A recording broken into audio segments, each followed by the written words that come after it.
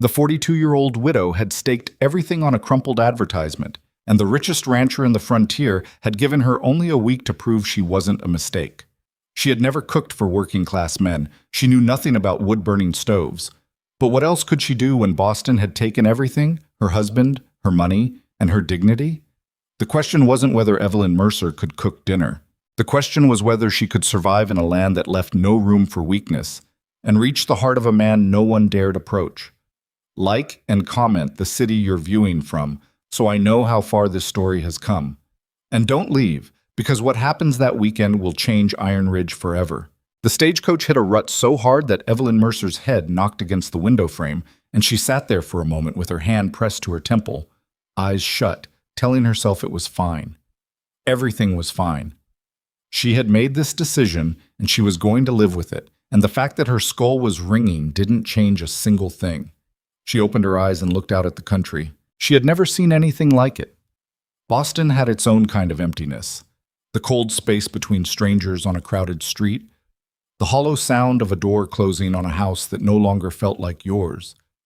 But this was something different entirely. This was emptiness you could see for 20 miles in every direction. Grass the color of dried straw stretched flat to the horizon, interrupted only by low rises of rock and the occasional dark smear of a tree line struggling against the wind. The sky was enormous, bigger than seemed right, a pale October blue with high, thin clouds that moved fast and went nowhere. She told herself it was beautiful. She wasn't entirely sure she believed it. The woman sitting across from her, a heavy-set rancher's wife named Dora, who'd boarded at the last stop with a basket of salt pork and 3 opinions about everything, had been watching her for the past 10 minutes with an expression that mixed pity and curiosity in roughly equal measure. "First time out west?" Dora asked. "Is it that obvious?"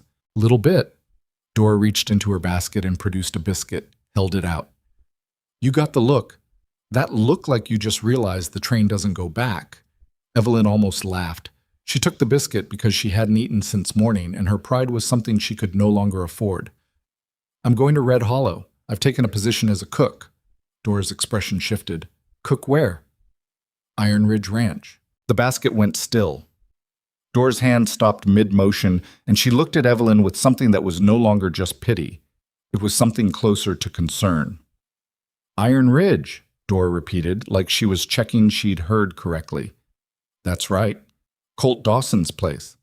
"I believe so, yes." Dora set the basket on the seat beside her and folded her hands in her lap. "How much do you know about Colt Dawson?" "Enough," Evelyn said, which was a lie. She knew what the advertisement had told her. Ranch cook position available, room and board provided, fair wages, inquire at the land office in Red Hollow. And she knew what the land office clerk had told her when she'd gone to apply, which was mostly the same information delivered with less enthusiasm and more nervous clearing of the throat. "He's one of the wealthiest men in the territory," Dora said. "Maybe the wealthiest. Built that ranch from nothing over 20 years, him and nobody else. Doesn't partner with people, doesn't take on investors, doesn't owe anyone a single thing. Runs the whole operation like a man who's used to being the only one who matters." "That sounds like a reasonable employer." "He's had 4 cooks in 3 years. Evelyn kept her face neutral. "What happened to them?" 3 quit. 1 stayed 6 months and then quit. "He's not cruel. Nobody says that about him. He's just—" Dora searched for the word. "Precise. Has a way of looking at you like he's already figured out exactly what you're capable of and exactly where you're going to fall short.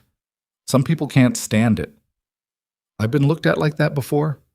"I'm sure you have, honey, but not by Colt Dawson on his own land with a dozen cowboys watching to see what you'll do." The stagecoach swayed and creaked. Outside, the light was shifting, getting longer and more amber, and somewhere far off, miles maybe, a dark mass that might have been cattle moved slow across a hillside. Evelyn pressed the rest of the biscuit into her mouth and chewed and looked at her own hands in her lap. They were good hands. Fine-boned, but not soft. She'd worked. Not like this, not frontier work, not hard-weather outdoor labor.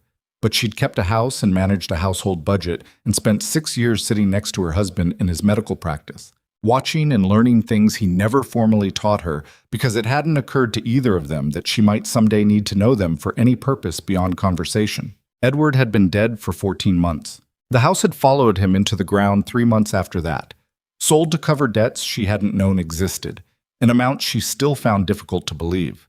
And the life she'd built in Boston, the woman she'd been in Boston, that polished, careful, respectable woman with her Tuesday afternoon reading group and her winter coat from the tailor on Newbury Street, that woman was gone too, had departed so quietly that Evelyn sometimes forgot to mourn her. What was left was this: a 42-year-old widow on a stagecoach bound for the edge of the known world with $47, 2 travel bags, and a position she'd lied her way into. The advertisement had asked for experience. She had written that she possessed it. She was still deciding whether that counted as a real lie or simply an optimistic interpretation of reality. Red Hollow was smaller than she'd expected, which was saying something because she hadn't expected much. A main street of packed dirt, flanked by a general store, a land office, a saloon with a crooked sign, a livery stable, a church with peeling white paint, a feed store, and a cluster of smaller buildings that might have been homes or might have been storage depending on the day. The whole thing looked like it had been placed there by accident and hadn't quite decided whether to stay. The stagecoach pulled up in front of the general store, and Dora climbed down first, paused, and looked back up at Evelyn with that same expression, half pity, half genuine goodwill. "Iron Ridge is 6 miles northeast," she said. "You'll need someone to drive you out. Ask at the livery." She hesitated. "And for what it's worth, I hope you last longer than the others. He's not a bad man, just a hard one." "Most of the worthwhile ones are," Evelyn said. Dora almost smiled. Then she picked up her basket and walked away, and Evelyn stepped down into the dust of Red Hollow with her 2 bags and the peculiar lightness that comes from having nothing left to lose. The man at the livery was named Pete, a lean, sun-darkened fellow of indeterminate age who spoke very little but moved with the efficient economy of someone who had figured out years ago that most words were unnecessary. He agreed to drive her to Iron Ridge for $1, loaded her bags into the back of a buckboard without being asked, and set off northeast with the horses at a steady walk. She sat beside him on the bench and watched the country open up around her. It was bigger than it had looked from the stagecoach. Up close, without glass between her and it, the prairie had a quality she couldn't quite name. Not hostile, not welcoming, simply indifferent in the way that very large things are indifferent to very small ones. The wind moved through the grass in long, rolling waves. Hawks drew slow circles overhead. The light was going golden now, late afternoon stretching everything long and thin, and when Iron Ridge Ranch finally came into view over a low rise, Evelyn understood for the first time what Dora had meant about the money. The main house was a 2-story structure of dark timber and stone that sat at the center of an expanse of cleared land like it had grown there rather than been built. Behind it, barns and outbuildings spread across 100 yards, organized and solid, nothing ramshackle or improvised about any of it. Beyond those, corrals with horses, and beyond those stretching to the horizon in every direction, grassland, cattle, the clean geometry of a fence line going further than she could see. It was enormous, not just wealthy, genuinely enormous, the kind of operation that made you understand that the word ranch was actually a serious understatement. Pete pulled the buckboard up to the front of the main house and stopped. "You want me to wait?" he asked. "No," she said. "Thank you." She climbed down, straightened her coat, picked up her bags. The front door opened before she had taken 3 steps toward it. She had been forming a picture of Colt Dawson in her mind since Red Hollow, assembling it from Dora's description and her own guesses, and the man who came out onto the porch was and was not what she'd imagined. He was taller than she'd expected, well over 6 feet, with the kind of lean, weathered build that comes not from being thin but from decades of physical labor. His hair was dark, gone gray at the temples in a way that looked natural rather than distinguished. He was probably 50 or close to it. His face was the face of someone who spent most of his time outdoors and had stopped caring what the sun did to his skin some years back. He wore a plain work shirt, no jacket, and he had his arms folded across his chest with the easy authority of a man on his own property who has never once had to explain himself to anyone. He looked at her, not like he was sizing her up, or not only like that.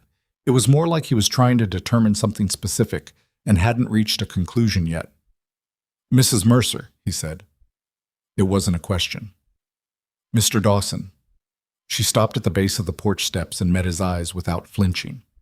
Brown, she noticed, not warm brown. The particular brown of river rock worn smooth, neutral, unyielding, and completely impossible to read. You're later than I expected. The stage lost an hour outside of Carver's Crossing, something with the rear axle. He nodded once. Come inside.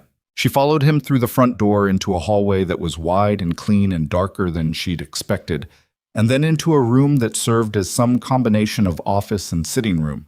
Heavy wooden desk, a pair of chairs that looked like they were never used, bookshelves covering one full wall, a cold fireplace. He gestured toward one of the chairs and sat behind the desk in a way that made it clear this was where he made decisions. She sat. She did not fidget. You have cooking experience, he said. It was not a question, but it wanted to be answered. I do. She kept her voice level. I've run a household for 18 years. I know how to feed a large number of people efficiently. His eyes moved over her face with that same measuring quality. A household, he said. How many people? Typically 8 to 10, including staff. For larger gatherings, up to 30. I run 53 men through this ranch on peak season. 28 regular hands who eat 2 hot meals a day. Breakfast at 5:30, supper at 6, lunch in the field. I don't ask the cook to handle midday unless weather makes field provisions impossible. He paused. The kitchen here is stocked and organized. My last cook had her own system. I'll want you to learn it before you change anything. Of course.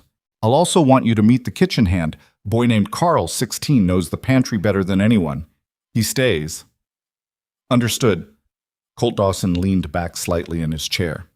Not relaxing. The posture of a man who never fully relaxed, just redistributed his attention. He was watching her in a way that she recognized distantly from Edward's colleagues. The physicians who were not cruel, but who had already decided what they thought and were simply waiting to be confirmed. Mrs. Mercer, he said, I'm going to give you 1 week. She held his gaze. 1 week. If the work meets my standard by the end of it, the position is yours. If it doesn't, I'll pay you for your time and arrange return transport to Red Hollow. He paused. I don't do this to be harsh. I do it because I've wasted 6 months on people who weren't the right fit, and neither of us has time to waste. That seems fair, she said. Something shifted almost imperceptibly in his expression. Not softness, but perhaps the slight recalibration of a man who had expected argument. There's one more thing, he said. All right. He was quiet for a moment, and she had the sense that what he was about to say was something he'd thought about carefully, because unlike everything else he'd said, which had the flat directness of a man reciting terms, this came slightly slower. Out here, Colt Dawson said, food fills empty stomachs, that's obvious, but laughter keeps people alive. He held her eyes. I've had cooks who fed men well. What I haven't had, in a long time, is someone who understood that what happens around a table matters more than what's on it. 28 men working this land away from their families, away from anything that looks like a real life. They need more than good cooking. I don't know if that's something you can provide, but I'm telling you I'm looking for it. Evelyn sat with that for a moment. She had expected a set of conditions. She had not expected a confession. I understand, she said finally. His expression gave her nothing. Carl will show you the kitchen, he said. Breakfast is at 5:30. The kitchen was at the back of the main house, a long room with 2 windows facing east and a wood stove large enough that you could have parked a small carriage in its mouth. It was clean, organized with the kind of obsessive precision that spoke of someone who'd spent years perfecting a system, and it was equipped with things she recognized from catalogs but had never actually used. Dutch ovens, a massive cast-iron skillet set with its own hook bracket, a bread box the size of a wardrobe. Carl was waiting for her. He was 16 and looked it, still growing into his hands, a scatter of freckles across his nose, hair the color of old hay, and the watchful eyes of a boy who had learned to read rooms quickly. He looked at her with the careful neutrality of someone reserving judgment. I'm Carl, he said. Evelyn Mercer. She put down her bag and looked around the kitchen slowly. Tell me everything. He blinked. Everything? Every system, every shelf. Where things are, why they're there, what Mrs. She paused. What the last cook used for what and when. All of it. Carl studied her for another second. Then something in his posture settled slightly, like a door that had been half-latched clicking into place. "Okay," he said. "So the flower goes here." She didn't take notes. She never took notes. She looked, and she listened, and she stored it. The first morning very nearly ended everything. She was up at 4:15, which she had thought was early enough. It was not. Carl arrived at 4:30, looking unsurprised to find her already there, already in her apron, already studying the stove with the expression of someone attempting to decipher a foreign language. "You know how to work it?" he asked. "I know how it works in principle," she said. "That's not the same thing." "No," she agreed, "it's not." The stove required more wood than she'd anticipated, and ran hotter than she expected at the bottom, and not hot enough at the back. And the draft controls were counterintuitive in a way that she suspected was partly intentional, as though the stove had a personality, and you had to learn to negotiate with it rather than command it. She burned the first batch of biscuits black on the bottom, raw on the top. She threw them out before Carl could see, which he saw anyway. He didn't say anything. The second batch came out better, edible, if not exactly right. She got the coffee started, and it was strong, and that helped. The bacon was all right. The eggs were scrambled rather than fried because she didn't trust herself yet with the timing, and she scrambled them fast and seasoned them properly, and that was something. At 5:30, the men filed in. 28 ranch hands, ages ranging from about 18 to somewhere past 60, in various states of mourning. Some alert, some half asleep, all of them hungry in the particular uncomplicated way of people who have been working since before light. They sat at the long tables in the dining hall off the kitchen, and they ate what she put in front of them, and nobody complained. But she watched their faces and she knew. The biscuits were discussed in low voices. Not critically, just noted. One of the older hands, a barrel-chested man with a beard like a winter storm named Harlan, ate his without comment and then looked up and caught her watching him through the pass-through and gave a single short nod that communicated something she couldn't entirely translate. Colt Dawson did not eat with the men. She learned later that he ate alone, at his desk, usually, or didn't eat much at all. She set a plate for him anyway, and Carl carried it up, and nothing was said. By the third day she had stopped burning the biscuits. By the fourth she had learned the stove well enough to trust it with the bread, which came out dense but honest. The kind of loaf that doesn't apologize for itself. The problem wasn't the cooking, exactly. The problem was that she was still learning, still finding the rhythm of a kitchen 3 times the size of anything she'd managed before, still figuring out the quantities. Feeding 28 hungry men required a completely different sense of proportion than she possessed, and more than once she either made too much of something or not enough, and had to compensate on the fly in ways that worked but not beautifully. She didn't hide it. That was the decision she made somewhere around day 2, standing in the kitchen after supper with flour on her sleeve and a bowl of gravy that had come out thinner than she wanted. She decided she wasn't going to pretend she had this mastered when she didn't. She went out to Harlan, who was the oldest hand and the one who seemed to have the most authority among the men by some unspoken agreement, and she said, "I need to know what the men actually want, not what I think they should have, what they actually want." Harlan looked at her over the rim of his coffee cup for a long moment. "Harlan," she said, "I'm asking you to help me do this right." He set the cup down. "You want a real answer or a polite one?" "Real. Always." He scratched the back of his neck. "They want biscuits that don't need a second cup of coffee to get down. They want the stew thick enough to coat a spoon. Saturday supper, they like something that feels like something. A roast, a pie, if there's fruit, something that says the week's done, and coffee." He looked at her. "They always want more coffee." She nodded. "Thank you." "You're asking for advice," he said. "First cook that's ever done that." "I'm trying to learn." He studied her. "Yeah," he said. "I can see that." It was on the 5th day that Colt Dawson walked into the kitchen. She heard him before she saw him. The particular weight of his footfall, which she had already learned to distinguish from Carl's lighter step and from the general noise of the house. She was making pastry, not because she was confident about it, but because there were apples that needed using and doing something difficult seemed better than doing nothing. And she had flour on her hands and probably on her face, and she did not pause. "Didn't expect to see you in here," she said without turning. "My kitchen," he said simply. He came to stand near the work table, not in her way, and watched her work with the same unreadable attention he applied to everything. You're making crust. Attempting. You're overworking the butter. She stopped, looked at the dough. He was right. She had worked it too long and it had gone from flaky and short to something more uniform, which meant it would come out dense and not as tender as it should be. She had known this in theory. She had applied the theory incorrectly. Do you bake? She asked. I cook, he said. Spent 4 years cooking for myself before I had enough men to justify a dedicated cook. You learn or you eat badly. He came around to her side of the table. He didn't ask permission, it was, after all, his kitchen, and he picked up the block of remaining butter and a separate portion of dough that she hadn't yet worked. The butter needs to stay cold, and you work it as little as possible, just enough to incorporate, not enough to warm it. She watched his hands. They were the hands of a cattleman, scarred, rough at the knuckles, permanently weathered, but they moved in the dough with a sureness that surprised her. Efficient. No wasted motion. Like this, he said. She watched. Then she moved him slightly aside and replicated the motion on her own portion, and he watched in turn. Better, he said. It was the first unambiguous positive thing he had said to her since she'd arrived. They worked in silence for several minutes. It was not a comfortable silence exactly, but it was a functional one.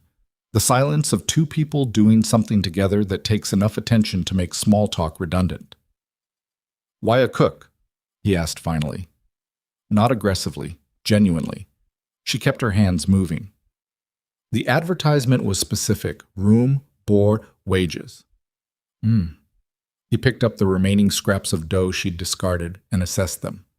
You've never done this before. Not a question. She didn't treat it like one. I've done many things before, she said. Frontier cooking wasn't among them. I didn't lie about that in my application. His jaw moved slightly, something that might have been the beginning of an expression if it had gone further. Your application said you had cooking experience. I have cooking experience. I have 18 years of it. I didn't have this particular kind. She paused. I assumed the gap could be bridged by someone willing to learn. I still believe that. He looked at her. She looked back. The biscuits have improved, he said. Considerably. The bread is acceptable. It'll be better by next week. You sound confident. I sound determined, she said. Those aren't always the same thing, but in this case, they're working together. Something happened in his expression. A very small, very controlled thing, like the momentary shift of light when a cloud moves. Not a smile, more like the acknowledgement that a smile had briefly been considered. He moved back around the table to where he'd been standing. The pie had better come out, he said, which was the closest thing to a vote of confidence she had yet received. It will, she said. It did. That evening, the pie appeared at supper, and the reaction it produced was disproportionate to the pie itself. Harlan took his first bite and set down his fork and looked at the ceiling for a moment. A younger hand named Tomas, barely 20, always the first to complain about anything, went back for a second slice without saying a word, which Carl told her later was essentially unprecedented. Two of the older men got into a genuine argument about whether it was better than the pie from the last cook, and the argument took 20 minutes and reached no conclusion, which suggested to Evelyn that the pie had been at least as good. After supper, she was washing up, and Carl was drying, and she was tired in a particular bone-deep way she hadn't been tired since she couldn't remember when. The tiredness of having been constantly slightly out of her depth for 5 days and compensated by effort alone, and Carl said without looking up from the dish he was drying, "They're talking about you." "Badly?" she asked. "No." He hesitated. "Harlan said something at supper after you left the pass-through. He said you're the first cook that asked them what they wanted." He dried another dish. "They're not used to that." She thought about that. "Is that a good thing?" Harlan said it was. Carl set the dish down. "And Harlan doesn't say things unless he means them. So, yeah, I think it's a good thing." She wrung out the dishcloth and hung it to dry and stood for a moment looking at the clean kitchen, the organized shelves, the stove cooling down from the day's fires. 5 days in, 2 to go. Well, the 6th day brought the hardest test of the week, and it had nothing to do with cooking. She was carrying a large pot of boiled water from the stove to the washstand, a routine task she'd done a dozen times already, when she heard the commotion outside.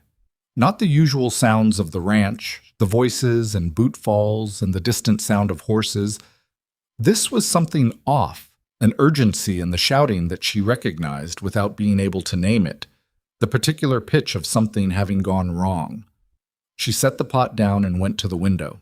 They were bringing someone in from the east field. 3 men moving fast, one of them being supported between 2 others, his left arm hanging at an angle that made her stomach clench. She had seen that angle before. She had sat at her husband's elbow when he set bones and cleaned wounds and explained to her, in the idle pedagogical way of a man who thought aloud, "That is a bad break. Here, look at the displacement. The danger is the blood vessels. You have to check the pulse before you do anything else." She dried her hands. She went outside. The man was a cowboy named Rio, mid-20s, Mexican by origin, a quiet, steady worker that she'd noticed mostly because he was efficient and didn't make noise. He was conscious but gray-faced and sweating, his right hand clamped over his left elbow, his expression set into the rigid particular mask of someone managing serious pain by refusing to acknowledge it. The men around him were loud, confused, doing the thing people do when someone is hurt and they don't know what to do, talking too much, getting in each other's way, asking questions of each other instead of Rio. She moved through them. "Rio," she said clearly, not loud, just clear, the way you speak to someone when you want them to focus on your voice. "Look at me." He looked at her. "Where exactly does it hurt?" she said. "Tell me specifically." "Elbow," he said through his teeth. "Something snapped. Horse threw me." She crouched beside him.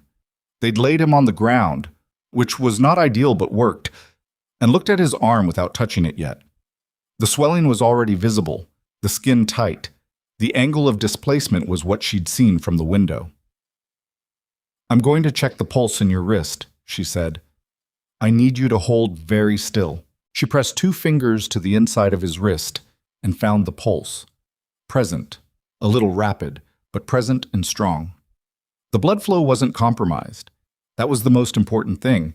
Edward had said it a dozen times. That was the thing that mattered first. "Have you got a doctor in Red Hollow?" she asked, looking up at the men around her. "Doc Reeves," one of them said, "but that's 6 miles. Get him! Someone go now!" She looked around and one of the younger hands was already moving toward the stable. "Rio, the arm is broken at the elbow. You're going to be all right, but you need a doctor to set it properly. Until he arrives, we need to immobilize it and keep you comfortable." "How do you know what it is?" Rio asked. His voice was controlled, but she could hear the effort it took. "My husband was a physician," she said. "I assisted in his practice for 6 years." She met his eyes. "I know what I'm looking at." Something in his expression shifted, not fully to trust, but partway there. He nodded.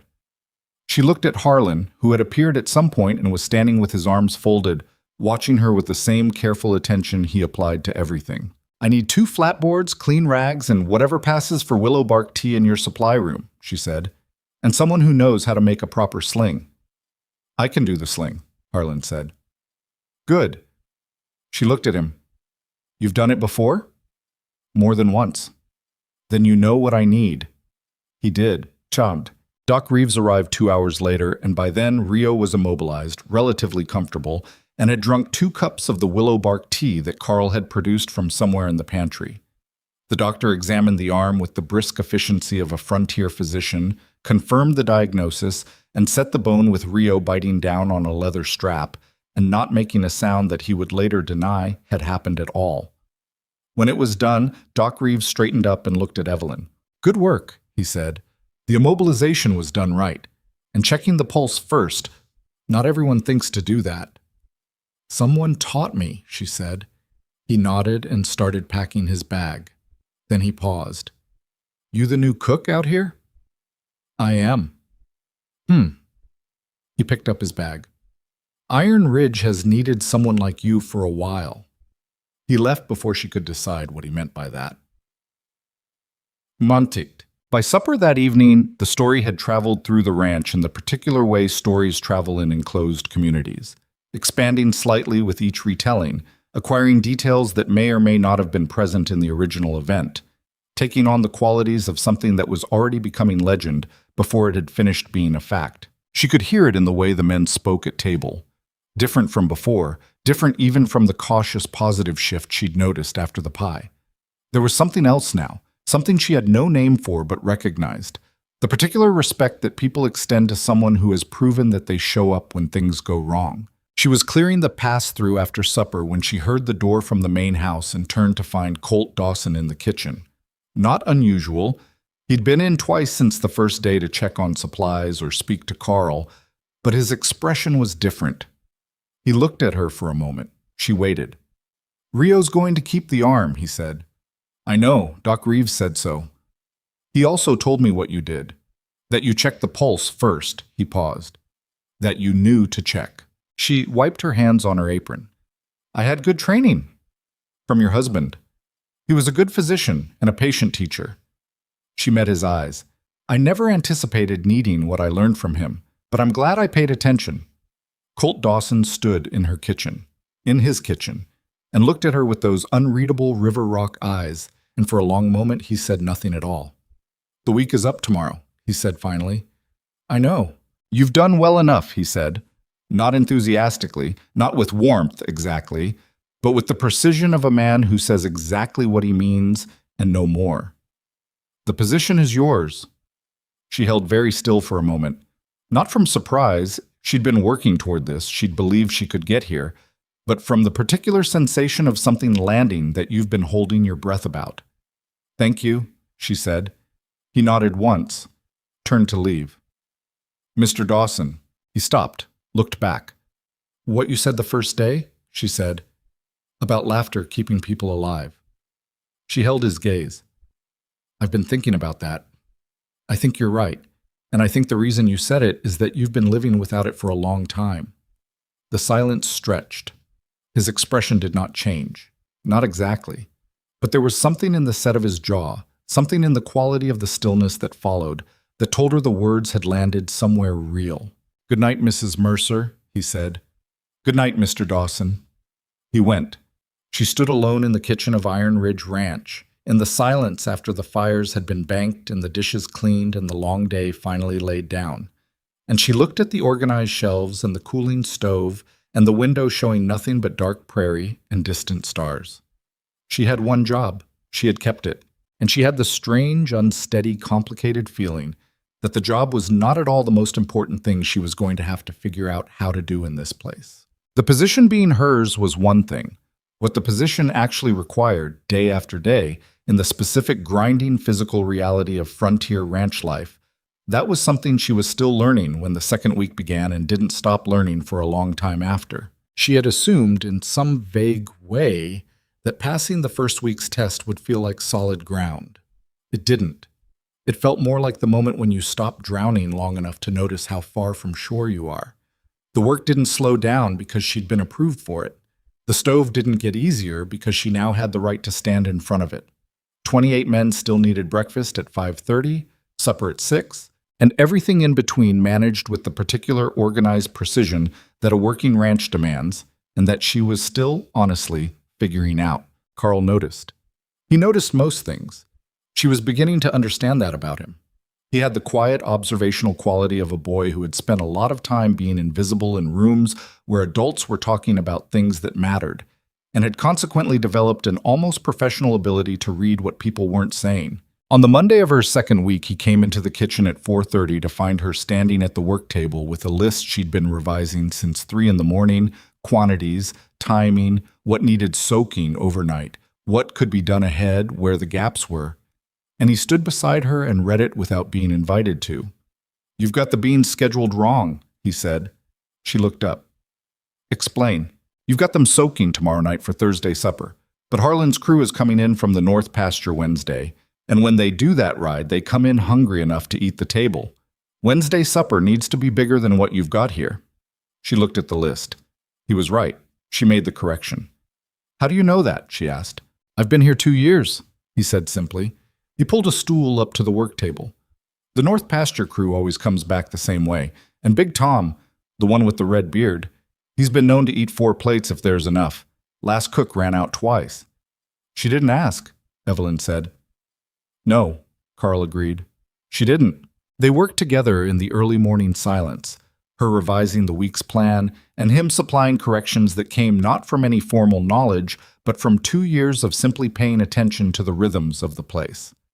By the time the fires were going properly and the first batch of biscuit dough was mixed, she had a plan that actually matched the reality of Iron Ridge rather than her imagination of it, and the difference felt significant. It was the first morning she didn't feel like she was improvising her way through the dark. That didn't mean things went smoothly.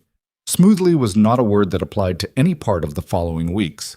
What happened instead was more like the slow, uneven, occasionally frustrating process of learning a new language. There were days when everything clicked and the kitchen ran like it had been built for her. And there were days when something went wrong in ways she hadn't predicted, and she had to think fast, and the results were imperfect, and she served them anyway because the men needed to eat regardless of how she felt about the outcome. The sourdough starter gave her trouble for the first 10 days. The previous cook had maintained it meticulously, and Carl knew roughly how to feed it, but it was temperamental in the way that starters become temperamental when they've been handled consistently for years by one person and then abruptly handed to someone whose timing was different. 3 batches of bread came out denser than they should have been before she figured out that the kitchen ran cold in the early morning and the starter needed longer to activate than the previous cook's notes indicated. She fed it at different times. She moved it to a warmer spot near the stove. She talked to it, once, under her breath, because she was alone in the kitchen at 5 in the morning and nobody would know. And it seemed to help, or at least she chose to believe it did. The bread improved.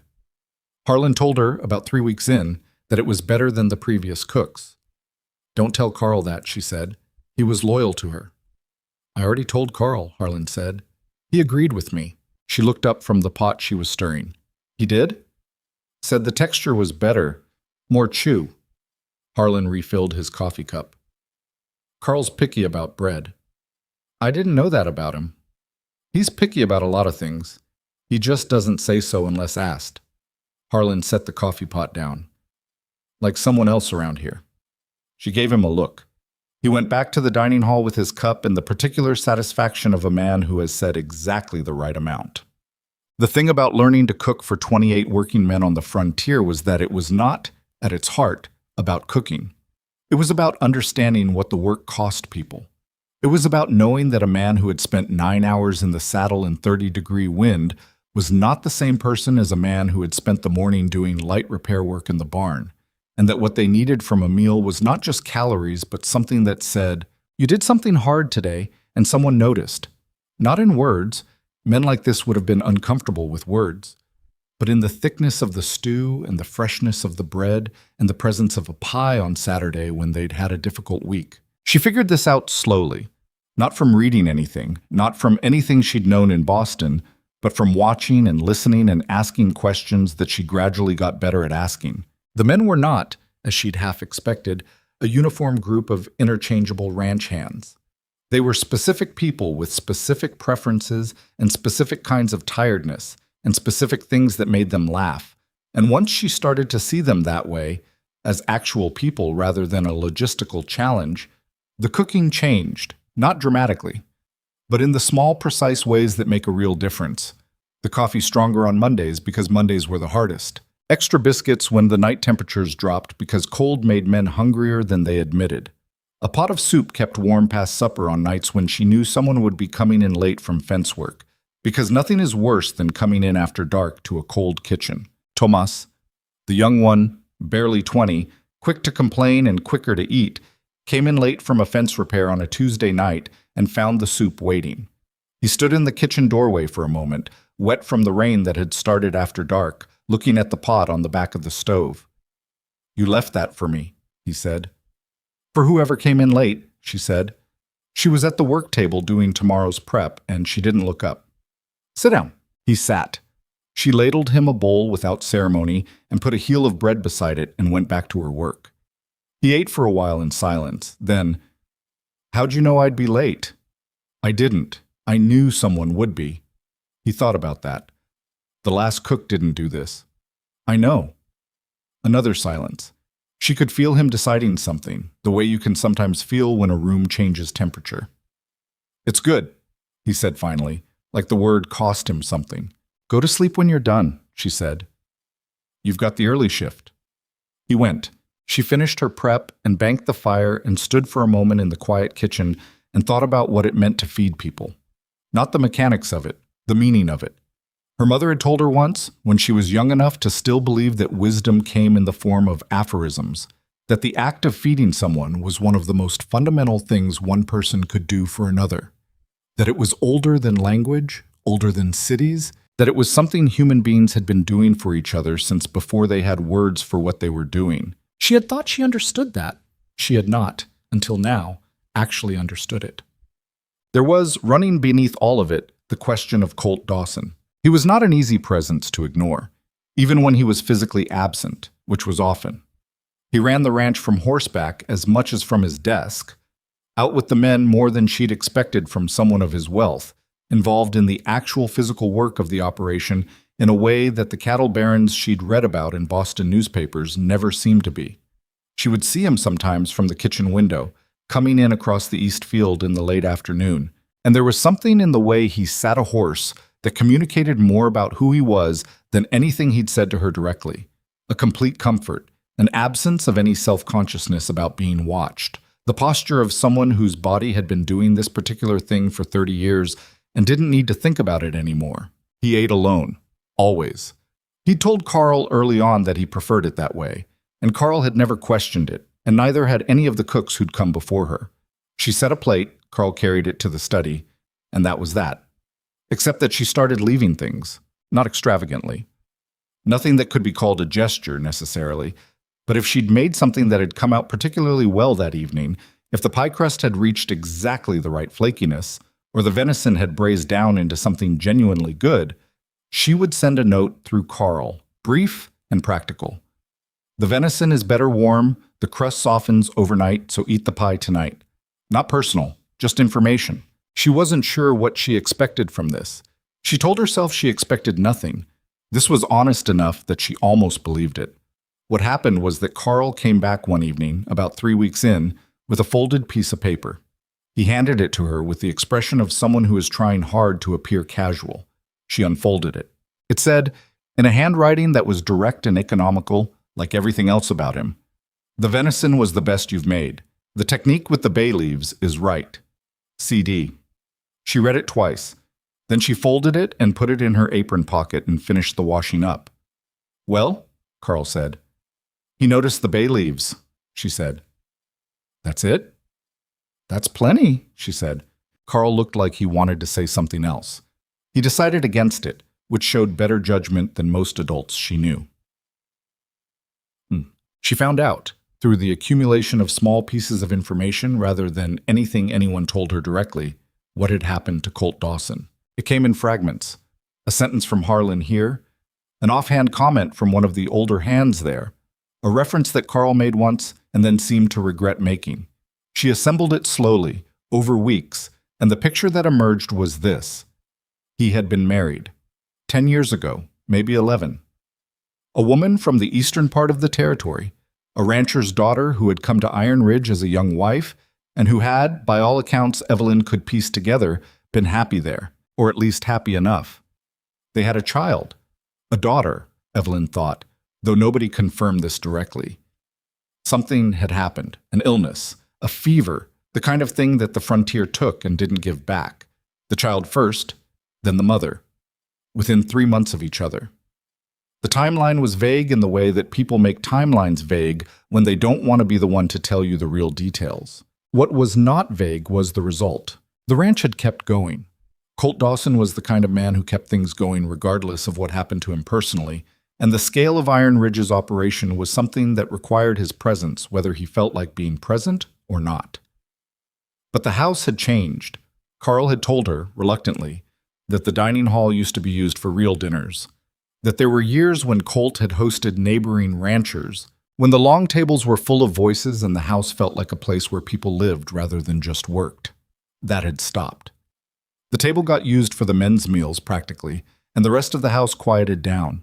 He didn't shut anyone out, Carl said carefully, which told her that he felt he was walking a line. He just stopped inviting anyone in.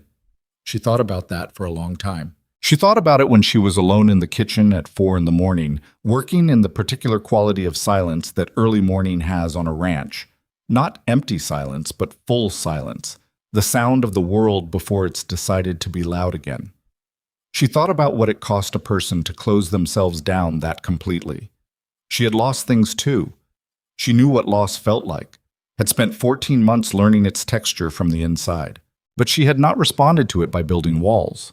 She had responded by getting on a stagecoach and going somewhere she'd never been, which might have been less courage than she'd imagined and more simply the absence of anywhere else to go. Colt Dawson had somewhere to go. He was already there, and he had chosen, very deliberately, to make that place smaller and quieter and emptier than it had ever been. She couldn't fix that. She understood that clearly. But she could cook well. She could keep the soup warm for whoever came in late. She could make a Saturday pie that felt like the week meant something. And maybe, possibly, she could fill a large and hollow house with enough noise that the emptiness had less room to live in it.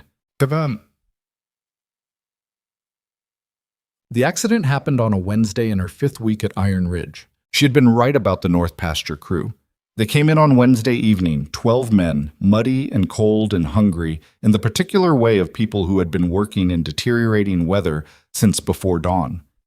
She had prepared accordingly, and the meal was solid: 2 large pots of thick beef stew, 4 loaves of bread, a pot of beans as backup, coffee in quantity. Tomas came through the pass-through at one point and looked at the spread and back at her with something that was almost but not quite a compliment. She was washing the first wave of dishes when she heard it.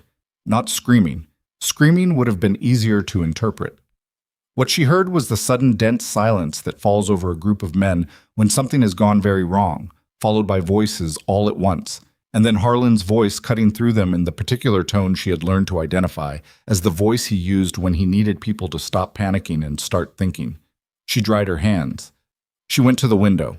They were coming in from the far corral. 6 men moving fast, carrying someone.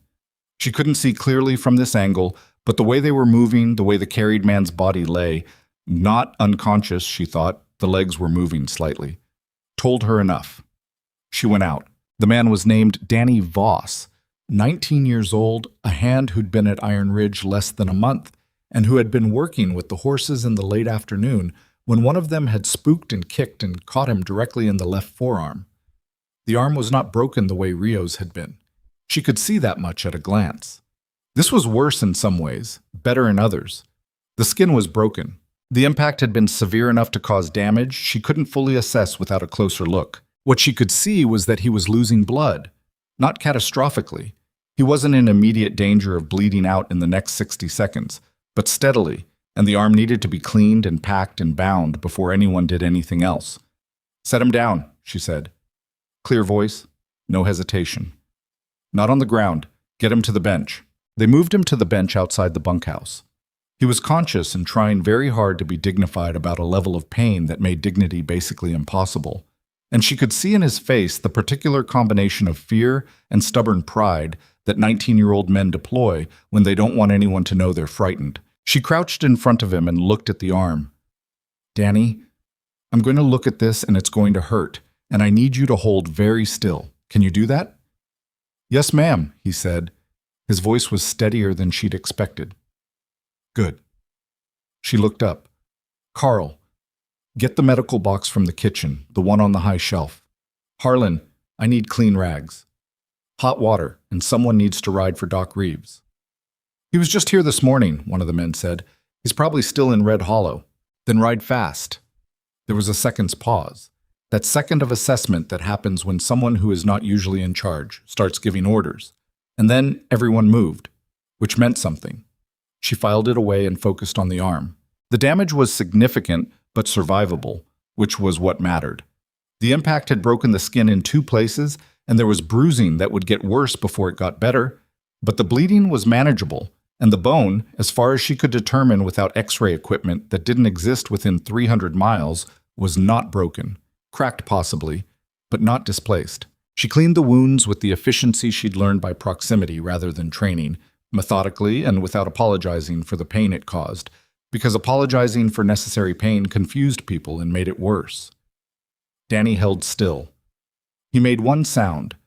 a single sharp intake of breath when she got to the deeper of the two wounds, and then set his jaw and held it. "You're doing well," she said, which was true. "Doesn't feel like it," he said through his teeth. "It never does. That's how you know it's worth something." He looked at her sideways. "That's a strange thing to say." "My husband said it to patients." She tied off the first binding. "I thought it was strange too at first. Then I watched enough people find out he was right." Carl arrived with the medical box. She found what she needed and kept working.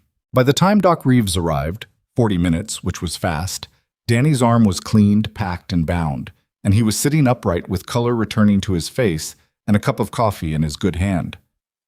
The doctor examined the arm, confirmed nothing was broken, approved the treatment with a single efficient nod, and told Danny he'd been lucky and should probably be more careful around half-ton animals in the future, which was not the most useful medical advice Evelyn had ever heard, but was delivered with enough dry humor that Danny managed a weak laugh. She was standing back, watching the doctor work, when she became aware of Colt Dawson beside her. She hadn't heard him arrive. He had that quality, silent for a man his size, appearing where he was needed without fanfare. He stood with his arms folded and watched Doc Reeves finish up, and didn't say anything until the doctor had gone. "Second one," Colt said quietly. "Rio was worse," she said. "This will heal cleanly." "I know." He was looking at Danny, who was now being loudly consoled by Tomas in the particular way that young men console each other, through mockery and exaggeration, and a complete absence of anything that could be called sentimentality, which somehow worked anyway. "I'm talking about the second time you've kept one of my men out of serious trouble." She kept her eyes on the group. "I only did what anyone with the same background would have done." "No," he said flatly. "They wouldn't. The last 3 cooks ran indoors when things went wrong outside. It wasn't a criticism. I never required otherwise." He paused. "You don't run indoors." She thought about it. "I've run out of things to protect by running," she said, which was more honest than she'd intended. He turned his head slightly and looked at her. That measuring look. But it was different from the first day. Not the look of a man assessing whether she'd be useful, but something more careful, more private, like he was looking at something he hadn't expected to find. "The stew was good tonight," he said, reverting to the practical in the way she had begun to understand he did when something else got too close to the surface. "The bay leaves," she said. Something, not quite a smile, but the shape that a smile occupies before it decides to exist, crossed his face and was gone. He went back inside.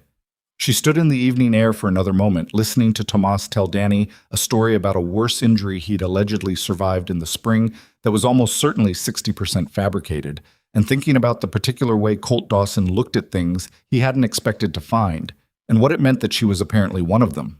Shamas.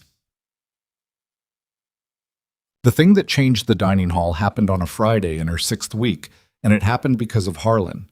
He had, she'd learned, a harmonica. He kept it in his breast pocket and took it out occasionally in the evenings, not performing, just playing, quietly, mostly to himself or to whoever happened to be near. She had heard it drifting through the pass-through a few times, just the shape of a melody, nothing insistent.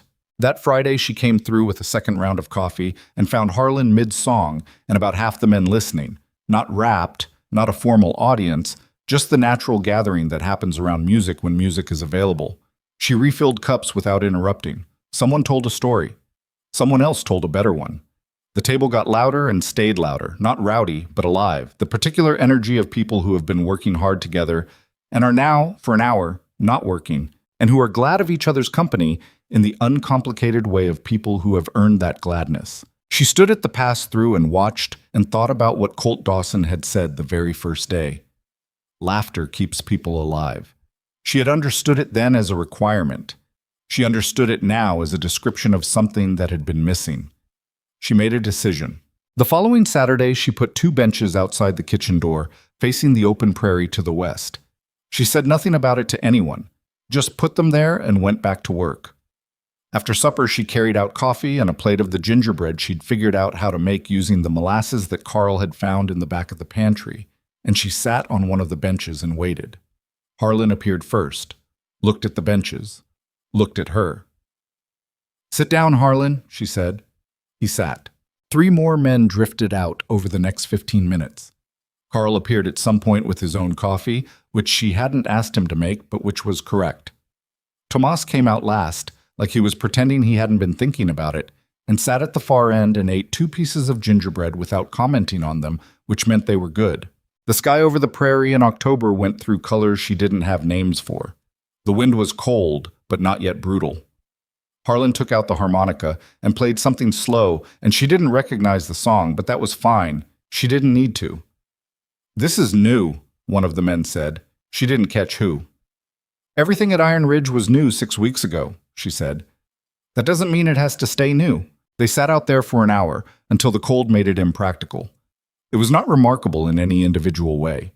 But she had the sense that something had shifted, some small, essential thing about what this place was, and she filed the feeling away to examine later when she had time, which in her current life meant approximately never.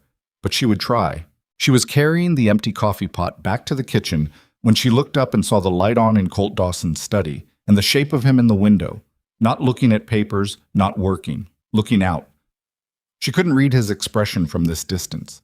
She didn't try. She went inside and banked the fires for the night, and thought about what it meant that a man who had been building walls for 11 years was standing at a window looking out at the sound of people being alive on his land, and whether that was grief or something else, something that sits right next to grief and sometimes gets mistaken for it, and whether she was the right person to understand the difference. She was not sure she was. She was sure that she was going to keep making Saturday gingerbread until something answered the question for her. The Saturday gingerbread became a thing. She hadn't planned it that way. She'd intended it as a single gesture, a test of something she couldn't name precisely, and then the following Saturday had come around and Carl had appeared in the kitchen at 3 in the afternoon with the molasses already out and a look on his face that made it clear he expected the gingerbread, and had possibly been thinking about it since Wednesday. She made it. The Saturday after that, she made it again. By the 4th week, it had become the kind of ritual that nobody discusses but everyone relies on.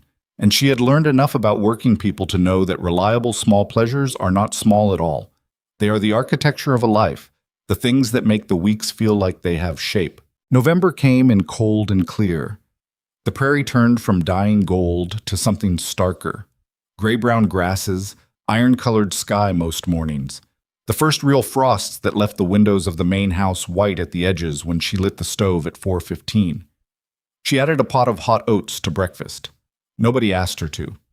She watched the men eat it and saw in the way they sat, shoulders dropping slightly, faces softening by increments, the evidence of warmth reaching places that cold had been living for weeks, and she felt the specific satisfaction of having gotten something right.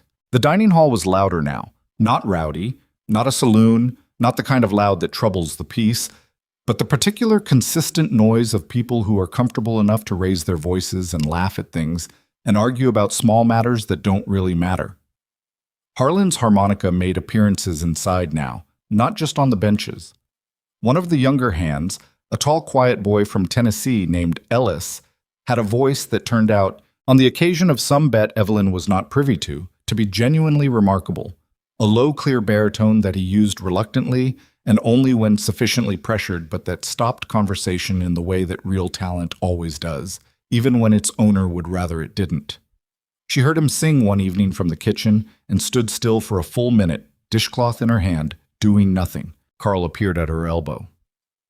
"Ellis," he said, like that explained it. "Why doesn't he do that more?" she asked. "He says it embarrasses him." "It shouldn't." "I know," Carl said, "but he's from Tennessee and they're complicated about things like that." She didn't entirely understand this explanation but filed it away.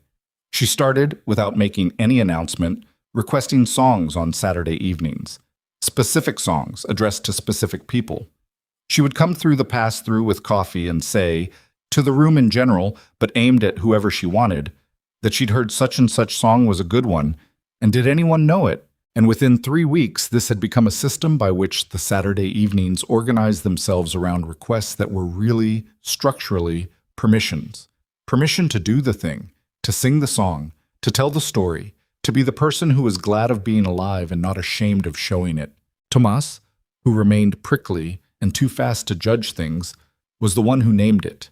He said, to no one in particular, at a Saturday supper in early November, "This place sounds different than it used to." He said it like it was a complaint, but she'd learned to read Tomas by then, and what she heard underneath it was something much closer to relief. "Good, different, or bad different?" she asked. He looked at his plate. "Good," he said, like it cost him something. "Eat your supper," she said. He did.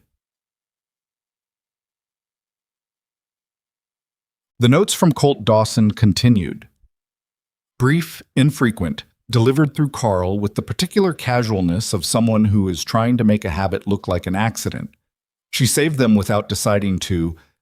They accumulated in the pocket of her second apron, the one she wore for mornings, until there were 6 of them, and she moved them to the small wooden box she kept on the shelf above her cot in the room off the kitchen that Carl had cleared out for her when she'd first arrived. They were not personal notes. That was the thing she kept returning to. They were specific. Observations about the cooking, technical comments, the occasional question about a technique or ingredient. But within those parameters, they communicated things that Colt Dawson would not have communicated in any other form. The note about the oats, which had come on the 3rd morning she'd served them, said only, "The oats were the right call. I should have thought of it." She had read that sentence 4 times and understood that for a man who'd spent 20 years being the only one who thought of things, it was a significant sentence to write. She wrote back. She had started responding about 2 weeks in, short practical notes delivered back through Carl, and the correspondence, if something that irregular and careful could be called a correspondence, had continued since then. She wrote about the kitchen, what was running low, what she'd found in the back of the pantry that she had plans for, a question about whether the men would accept fish if she could get it fresh from the trading post, which she thought they would but wanted to confirm. He answered those questions, and sometimes, at the end of an answer, there was something else, one sentence usually, that didn't quite fit the practical frame the rest occupied. Her note, one Tuesday. "The bread has finally been cooperating for 3 weeks straight, which I'm choosing to take as a sign of mutual respect between me and the starter." His response, the following morning. "It took the last cook 4 months to reach that point. You either have a talent for it or a way of not surrendering to things." She sat with that sentence for a while. She wrote back, probably both. He did not respond to that one, which she took as agreement. She met him in the study by accident, on a Wednesday afternoon in her 8th week, when she went looking for Carl to ask about the salt pork supply, and found, instead, Colt Dawson sitting at his desk with a map spread open under both hands, and an expression on his face that she had not seen there before. He looked tired. Not in the body. He moved and held himself the same as always, that same contained physical certainty. Tired in a different place, somewhere behind the eyes, in the way that tiredness accumulates not from lack of sleep, but from the sustained effort of managing something large and complicated for a very long time without anyone to share the weight of it. He looked up when she appeared in the doorway. "I'm looking for Carl," she said. "He went to the trading post for salt," he said. "I sent him an hour ago." "Ah." She started to go. "Mrs. Mercer." She stopped. He looked at the map, then at her. "Sit down a minute if you have one." She did not particularly have one. Supper prep waited for nothing. But she sat. He looked like he was deciding something. The map in front of him showed what she thought was the northern quarter of the ranch, the part that bordered on open country still legally unassigned. He turned it slightly so she could see it better, though she hadn't asked. "There's a neighboring property," he said. "The Alcott place, 15 miles north. Run by a widow, been there 12 years. Good stock operation, not as large as mine, but solid." He paused. "She's having a hard season, 3rd drought year in the northwest section, and she lost 2 hands to a competing outfit last spring. She's operating short." Evelyn looked at the map. "Is this something you normally do? Help neighboring ranches?" His jaw moved. "Used to." The silence had the quality of something that had been sitting untouched for a long time. "I could spare 2 men through January," he said, "and I have surplus feed from the north stores." He paused again, and this time the pause was long enough that she understood it was not a pause but a question he hadn't figured out how to ask yet. "You're telling me this," she said carefully, "because you're deciding whether to do it." He looked at her directly. "I'm telling you this because you're the only person on this ranch who will give me an honest response rather than the one they think I want. She sat with that. Send the men, she said, and the feed. You have it, she needs it, and the kind of thing she's facing can take a good operation under permanently if nobody helps in time. She held his gaze. You already know this. You didn't need me to tell you. I needed someone to say it out loud, he said. Something in his voice was different, quieter, not weak. Colt Dawson was not capable of sounding weak, she suspected, even in sleep, but stripped of the particular deliberate flatness he deployed for practical conversation, and therefore more honest than anything she'd heard from him directly. Mr. Dawson, she said, can I ask you something? He waited. When did you stop? She asked. The helping, the neighboring ranches. She chose her words carefully. When did all of it get smaller? The quiet in the room was not comfortable, but it wasn't the kind of discomfort that meant she'd crossed a line.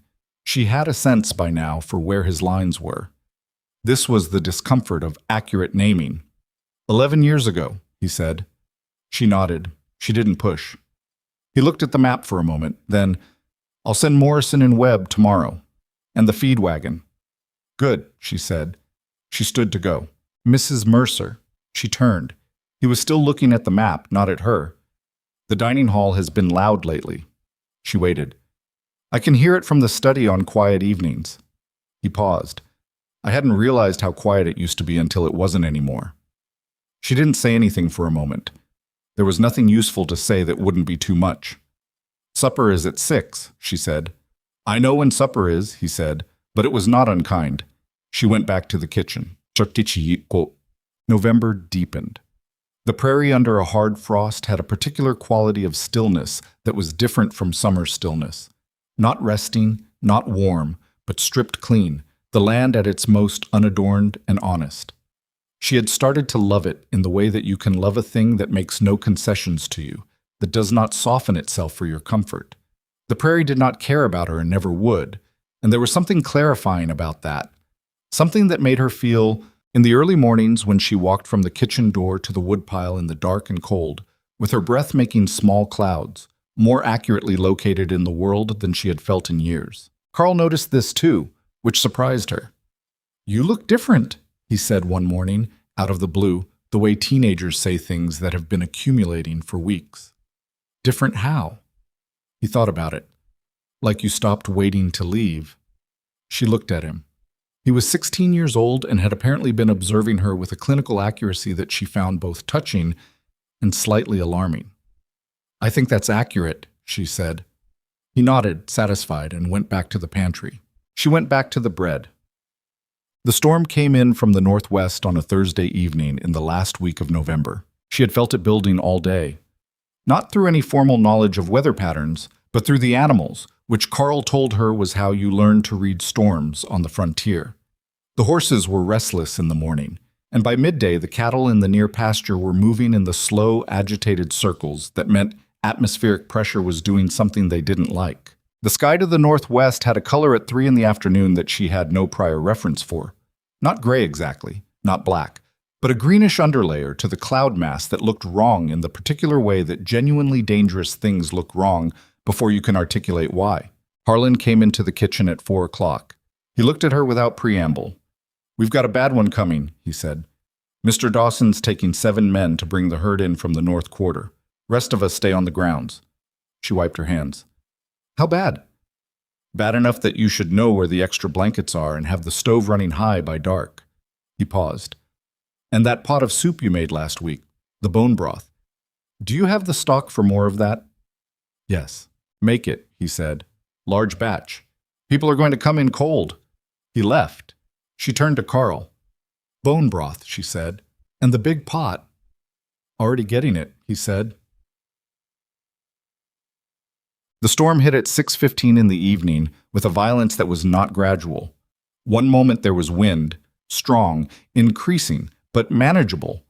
And then something in the atmosphere seemed to make a decision, and the temperature dropped 12 degrees in under an hour, and the wind became the kind of thing that doesn't just blow but shoves, that throws its full weight against anything vertical and tests whether it's built to last. She had supper on the table for the men who remained on the grounds, And she had it early, 5:30 instead of 6, because she'd understood from the way Harlan spoke that people needed to be fed and settled and not out in this once it arrived. They ate fast, practical, without the easy conversation of a normal supper. The storm was the room's real occupant, and they were all listening to it even while they ate. Colt was not there. He had gone with the 7 men to the north quarter at 4:30 while the storm was still building. She had watched from the kitchen window as they'd ridden out, 8 horses against the darkening sky, and had felt something move through her chest that she didn't have a name for and didn't try to name. By 7 it was dark, and the temperature had dropped further, and the wind was doing things to the roof of the main house that she could hear in the kitchen. A low, sustained moaning in the eaves, the occasional hard crack of something the wind had decided to rearrange. She kept the stove running hot. The bone broth simmered on the back burner, and the kitchen was warm and smelled of marrow and herbs and burning wood, and men drifted in and out in the way that people do when there's a warm center in a cold emergency, not staying long, not making conversation, but needing to pass through the warmth every hour or so. At 8 o'clock, Ellis came in stamping snow off his boots. Real snow.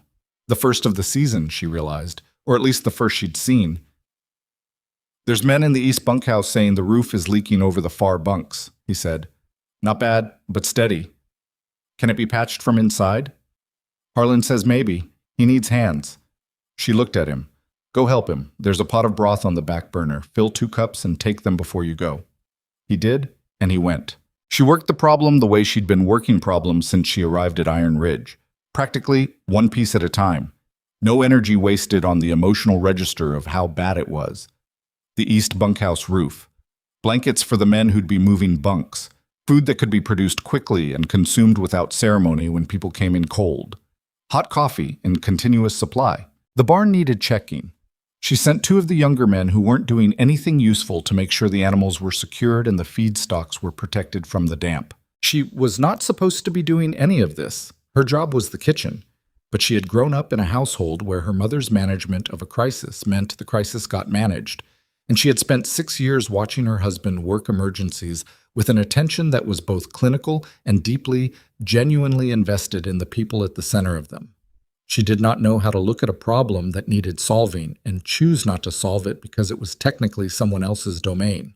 At 9:30, Danny Voss, whose arm had healed well enough for light work, appeared at the kitchen door with ice in his eyebrows and an expression that combined exhaustion and something else. 3 men from the south pasture just came in, he said. They got turned around in the snow. Visibility's nothing out there. And one of them took a fall from his horse about a mile out. Ankle. He made it in, but she was already moving. Where is he? Harlan's bunkhouse, front room.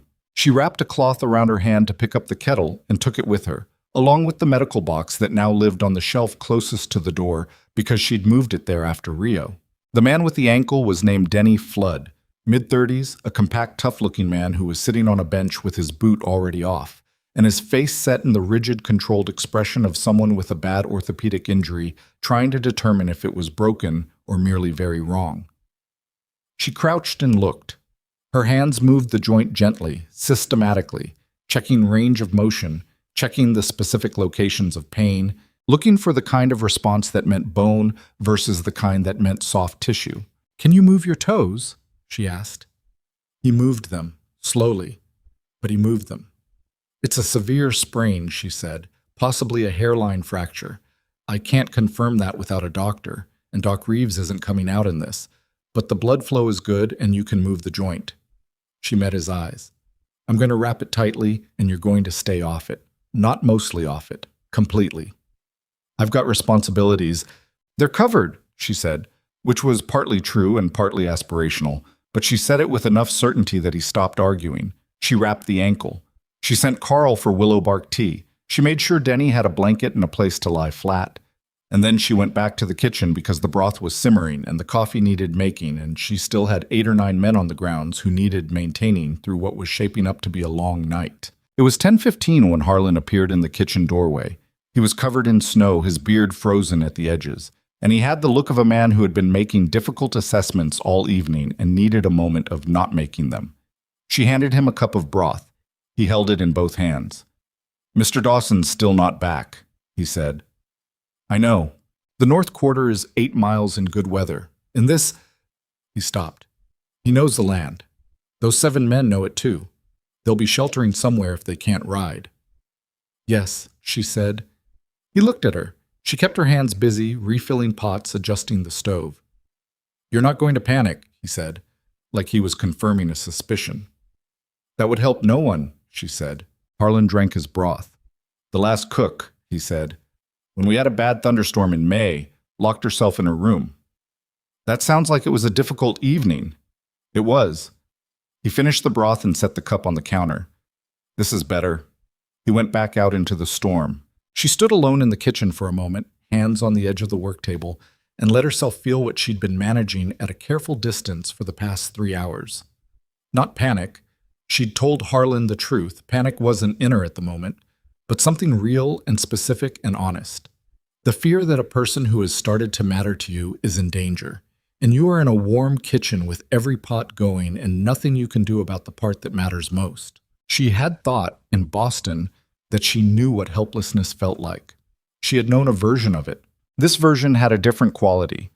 This was not the helplessness of watching someone die slowly in a comfortable house surrounded by adequate medical care.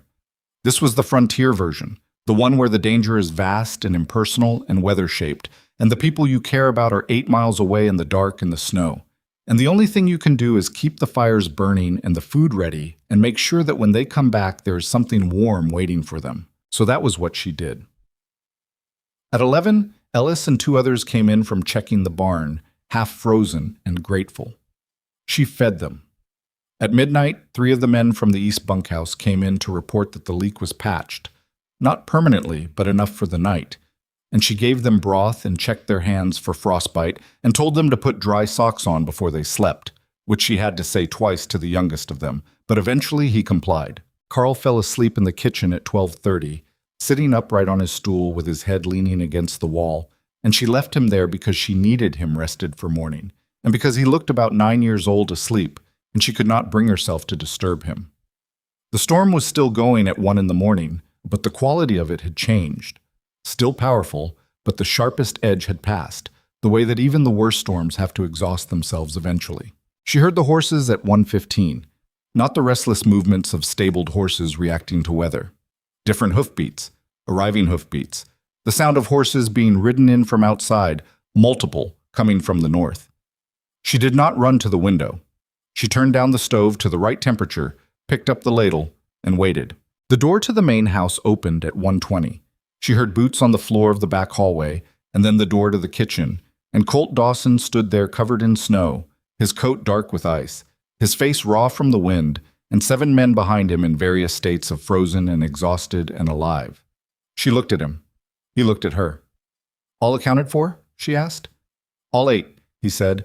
His voice was rougher than usual, the cold in it. Sit down, she said. All of you. They sat.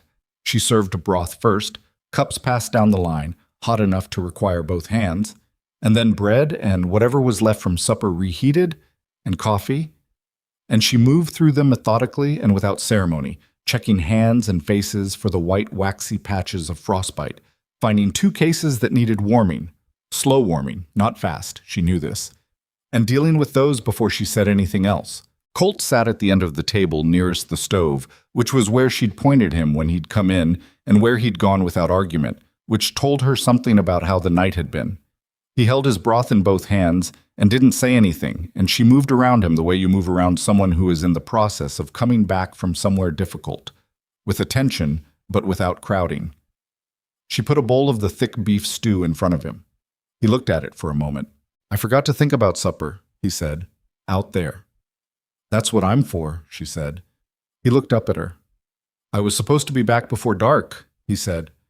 Not apologetically. That wasn't in his vocabulary, but with the particular quality of a man reporting an experience that had exceeded his calculations. You were delayed by weather, she said. It happens. Not usually to me. She looked at him steadily. Mr. Dawson, even the frontier doesn't make exceptions for who you are.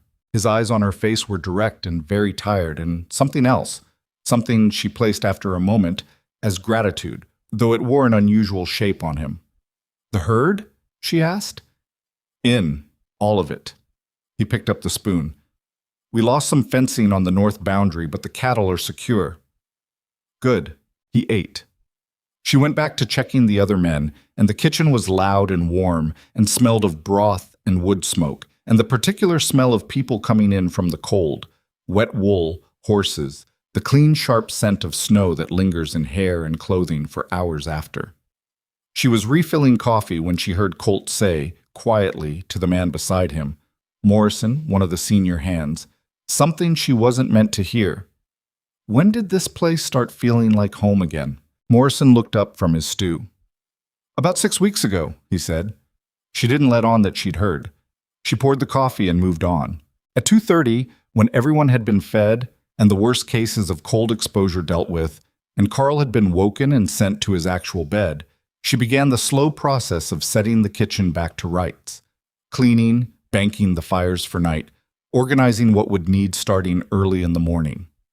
It was quiet now, the storm outside reduced to an ordinary winter wind, and the house had the particular exhausted peace of a place that has been tested and held. She heard him in the doorway. She didn't turn. You should sleep, he said. I will. She kept wiping down the work table. The kitchen needs to be set right or morning won't work. He was quiet for a moment, then, What you did tonight?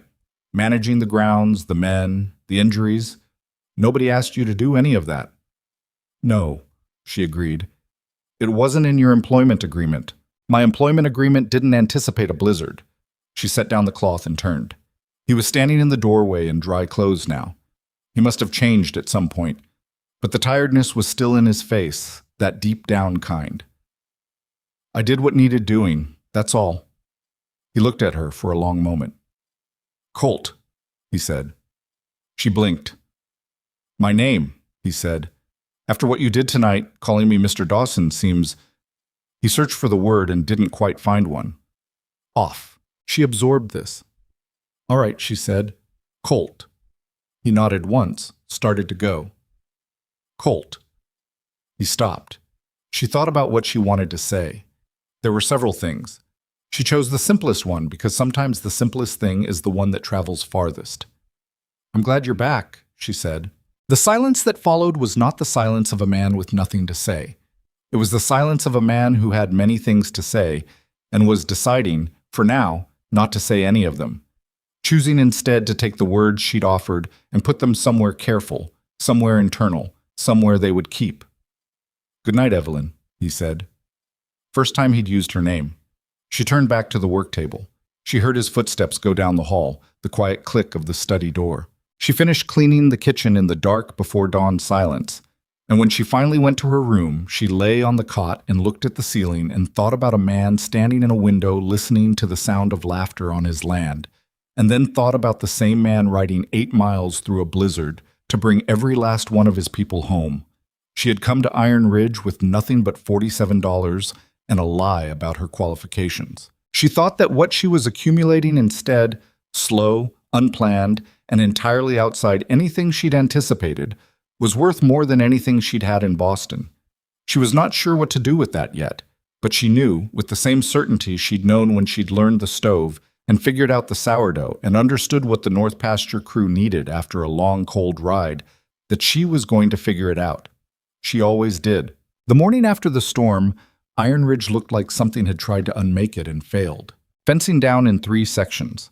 A section of the barn roof peeled back at one corner, the raw timber exposed to a pale December sky. Snow banked against the east side of every structure to window height, and the corrals had drifted so deep that the horses had to be walked out one at a time on ropes to keep them from floundering. The North Pasture boundary, where Colt and the 7 men had ridden the night before, would need a week of repair work before it was right again. She could see most of this from the kitchen window at 4:30 in the morning, which was when she got up because the men would need an early and substantial breakfast, and the stove needed time to reach temperature, and there was no version of this morning that allowed her to sleep past 4. Carl appeared at 4:45. He looked at the window, at the snow and the broken fence line visible in the early dark, and then at the stove, which was going, and at the coffee, which was already made, and at her. You sleep at all? He asked. Some, she said. 2 hours, maybe. She didn't say this. He poured a cup of coffee and sat on his stool and looked at nothing for a moment. He was 16 and had managed a difficult night with a competence that she was going to tell him about, she decided, at some point when it wouldn't embarrass him. Not this morning. "Big breakfast," he said, not as a question. "Big breakfast," she confirmed. "They worked hard last night, and they've got a harder day ahead. I want eggs, all of them, and the last of the salt pork and biscuits. Hot oats as well." "We're low on oats." "How low?" 2 weeks, maybe, if we don't increase the quantity. She thought. "Send word to the trading post with whoever goes to Red Hollow next. And we need to talk about the pantry before the end of the week. What we have, what we need, what the winter stores can actually support." She paused. "I should have done that inventory 2 weeks ago." "I started it," Carl said. "Wednesday. I've got half of it done." She looked at him. "You did. You were managing other things." He said it matter-of-factly, without performance. It needed doing. She turned back to the stove. "You're going to be a good man, Carl." He made a sound that was definitively not a response to that, which was precisely the right thing to do at 16 when an adult said something true about you that you weren't ready to hold yet. Breakfast was consumed with the focused urgency of people who had a great deal to do and limited time to do it in. She kept the food coming, plates refilled before they were empty, coffee continuous, the kind of steady, reliable abundance that she had learned was one of the most meaningful things a cook could provide to people who burned calories the way these men did. Nobody lingered. They ate, and they went, filing back out into the cold December morning to begin the work of putting the ranch back together. Colt ate in the dining hall. She almost didn't notice at first. She was moving through the pass-through with biscuits when she registered that the man at the far end of the table, separated from the others by a few feet of space that nobody had formally designated but everyone seemed to feel, was him. He was eating with the same contained efficiency he applied to everything, not talking much, listening to the conversation around him more than participating in it. She set a fresh plate of biscuits on the table near him without comment. He looked up. "Morning," she said. "Morning," he said. That was all.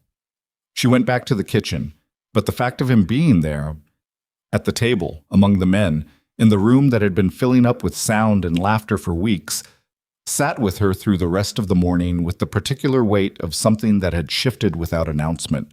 Harlan appeared at the pass-through at 7:30 after most of the men had gone out to work. "He ate with us," he said. Not loudly. Informational. "I noticed. Hasn't done that since—" Harlan stopped, calculated. "Long time. Years." She kept washing dishes. "People change." "Some do," Harlan said. "Some just need a reason." He picked up his hat from the counter where he'd left it. "Good biscuits this morning." "Go fix a fence, Harlan." He went, with the expression of a man whose morning had gone better than expected. Sack. December organized itself around the work of recovery and winter preparation simultaneously, and she ran the kitchen through it with a rhythm that had by now stopped feeling improvised and started feeling like hers. She knew the stove the way you know a difficult instrument after sufficient practice. Its temperament, its particular needs, the specific adjustment required on cold mornings versus mild ones. She knew the pantry the way she knew her own habits. She knew the men, their names, their preferences, their private small ways of telling her whether a meal had worked or hadn't, the elaborate vocabulary of nonverbal communication that develops between people who spend every day in the same place and don't always have the words for the things that matter.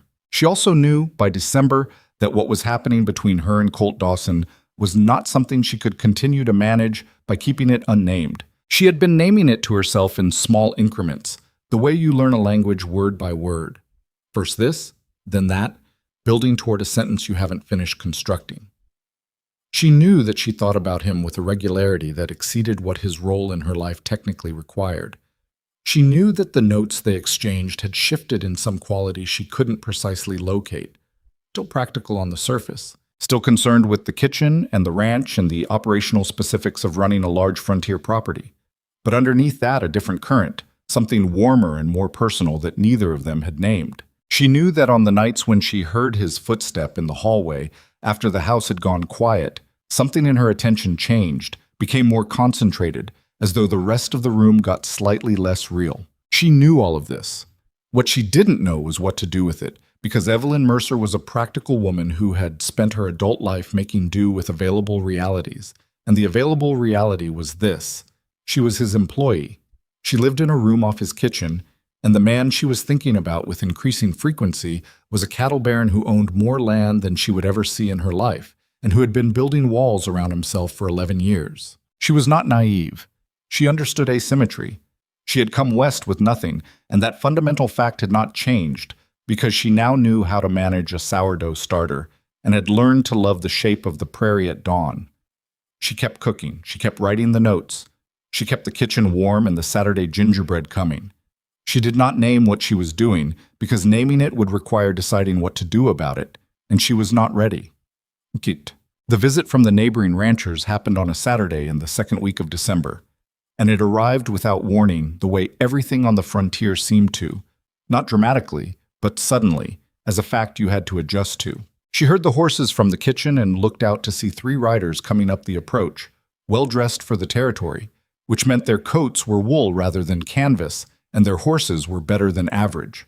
Carl went to look and came back with the information that it was the Cowboy brothers, owners of the next largest cattle operation in the county, based 20 miles southeast, and a third man he didn't recognize. She kept cooking.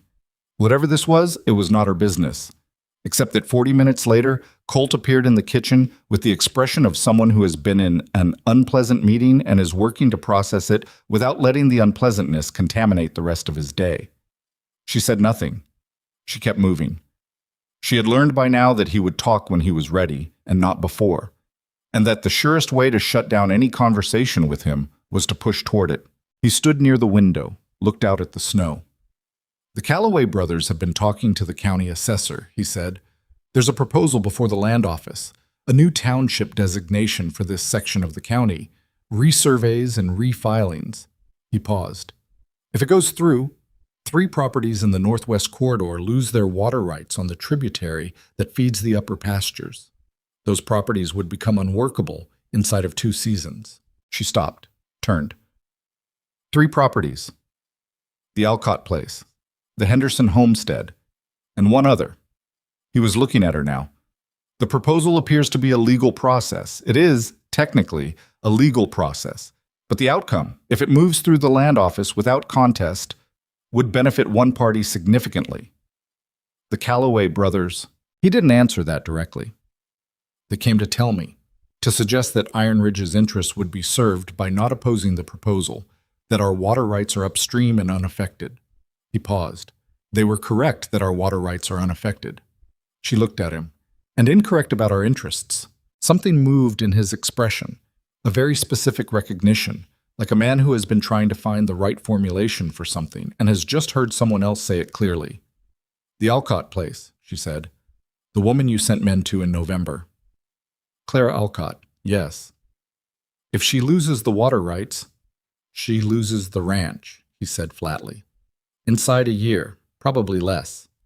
The Henderson family. They have 4 children and they've been there 9 years. They'd have nothing. She looked at her hands on the work table, flour-dusted, as usual. The specific physical reality of what she was, what she did, standing in direct contrast to the scale of what he was describing. What are you going to do? She asked. He was quiet for a moment that had some weight to it. I have the resources to contest it, he said. Legally.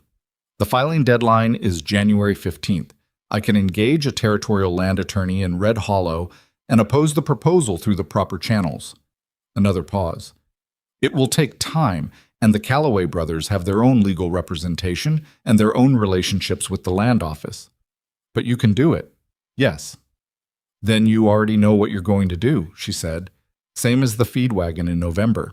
He looked at her. You don't need me to tell you, she said. You came here because you'd already decided, and you wanted to say it out loud to someone who wasn't going to try to talk you into or out of it. A long silence. Outside, the December wind moved across the snow-covered ranch with a sound like sustained breath. You're a difficult person to have around, he said. Not unkindly, with the particular tone of someone saying something true that they've been sitting on for a while. I've been told that before, she said. by people who meant it critically. I don't think you mean it critically. No, he said. I don't. They stood in the kitchen in the particular way they had developed of occupying the same space. Not close, not performing any kind of distance either, just present to each other in a room, the way people are when they have stopped needing the management of proximity to feel safe. I'll send for the attorney Monday, he said. Good. He picked up his hat from where he'd set it on the counter, a gesture that meant he was done for now, was going back to the work, and then he stopped. Clara Alcott is coming for supper Sunday, he said. I'd like to introduce her to you. She looked at him. You're inviting someone to supper. He held her gaze without flinching. I'm inviting several people. Clara, the Hendersons, a few others from the Northwest Corridor. If we're going to contest this filing, they need to be part of it, and they need to eat. He paused. And I've been, the practice of this, being part of things rather than separate from them. He stopped, tried again. It matters. I understand that now. Better than I did. She looked at him for a moment. He was not a man who explained himself. The fact that he had just attempted to, 3 times, said something more precise than the words he'd used. I'll make enough for 12, she said. 10, he said. 11 if Doc Reeves comes, which he usually does when Clara Alcott's involved. She almost smiled. He almost did too. He went. She turned back to the bread. The Sunday supper was the most demanding single meal she had produced since arriving at Iron Ridge, and not because of the numbers. 11 was manageable, she'd done 30, but because of what the meal was supposed to do. Colt Dawson, a man who had been having supper alone in his study for 11 years, was opening his dining room to neighbors he intended to help at significant legal and financial cost to himself. And the meal she put on that table was going to say something about what Iron Ridge was and what it intended to be. She took it seriously. She spent Saturday afternoon and all of Sunday morning in a state of focused, unhurried preparation that Carl recognized as her version of very high intensity and therefore matched with his own version of the same, appearing and disappearing at exactly the right moments, with exactly the right things without being asked. The menu was not extravagant. She had learned early that extravagance on the frontier reads as performance, and performance makes people feel like guests rather than people who are welcome. She made food that was generous and careful and built for winter appetites, a large braised beef with the last of the fall root vegetables, 2 kinds of bread, a soup to start that used the bone broth she'd been building for weeks, and a dried apple pie that she had been quietly perfecting for the past month, and that had at last reached the point where she was not ashamed to put it in front of people. Clara Alcott arrived at 4:30 in a buckboard driven by one of her remaining hands, and she was not what Evelyn had built in her imagination. She had expected someone like herself, capable, weathered, making do. Clara was those things, but she was also younger than Evelyn had pictured, barely 35, with a directness that was almost startling and a quality of having decided not to waste any of her attention on things that didn't matter. She came into the kitchen to introduce herself before anyone suggested she should, which Evelyn found immediately and completely agreeable. "You're the cook who's been changing things around here," Clara said. Not accusatory, assessing. "I've been cooking," Evelyn said. "The ranch did its own changing." Clara looked at her. Then, "Colt sent 2 of his best men to my place in November, and a wagon of feed. He hasn't done that kind of thing in a long time." She paused. "I don't know what you did, but I'm glad you did it." "I made biscuits," Evelyn said, "and I didn't run indoors when things got hard." Clara almost laughed. It was the laugh of a woman who understood this statement more completely than most people would. The supper worked. Not because everything was perfect. The soup was slightly oversalted, and she knew it and compensated with the bread, which was exceptional and generous enough to balance the whole first course. But because the table was warm and the food was good, and Colt Dawson sat at the head of it for the first time in 11 years, and was present in the way that people are present when they've stopped performing absence. She watched him through the pass-through when she came and went. She watched him talk to the Henderson man, a solid, quiet farmer named Abe, 40 years old and carrying the particular weight of a person who had built something slowly and is now afraid of watching it taken. And she watched the conversation shift from the legal situation to something else, something more personal, an exchange that lasted 20 minutes and that she couldn't hear from the kitchen, but that she could read in the way both men's postures changed. Abe Henderson, who had come in with his shoulders up near his ears and his face closed, left the table an hour later looking like someone had removed a specific weight from him. Not all the weight, not the situation, but the weight of facing it alone. She washed dishes after they'd gone and thought about that. The legal process was ugly in the way that legal processes always are. Slow and full of paperwork, and dependent on the patience of people who don't naturally have patience for sitting in offices waiting for decisions that should have been obvious from the start. Colt engaged an attorney named Marsh from Red Hollow, a slight, precise man in his 40s who came to Iron Ridge twice in December to go over the filing and whom Evelyn fed, both visits, because he arrived at mealtimes and it would have been rude not to. He and Colt worked at the desk in the study for hours. She could sometimes hear the conversation from the hallway when she passed. Not the content, just the tone of it. Two careful men going over something complicated with the attention it deserved. She heard, on the second visit, a phrase that stayed with her. Marsh said clearly, "The strength of your position is not just the legal argument. It's the fact that you're seen as someone who acts for the county's benefit. That character matters here, before this particular land officer." She heard Colt say, "That character was absent for a number of years." And Marsh, without ceremony, "It's present now. That's what counts." She moved away from the hallway and went back to the kitchen. Christmas came. She had not thought about Christmas. She had been so thoroughly occupied with the daily reality of the ranch that the calendar had become something she tracked practically. What needed ordering, when the next supply wagon was coming, whether the trading post would be closed, and not emotionally. It was Carl who reminded her, appearing in the kitchen on the 18th with a look that asked a question he wasn't sure how to phrase.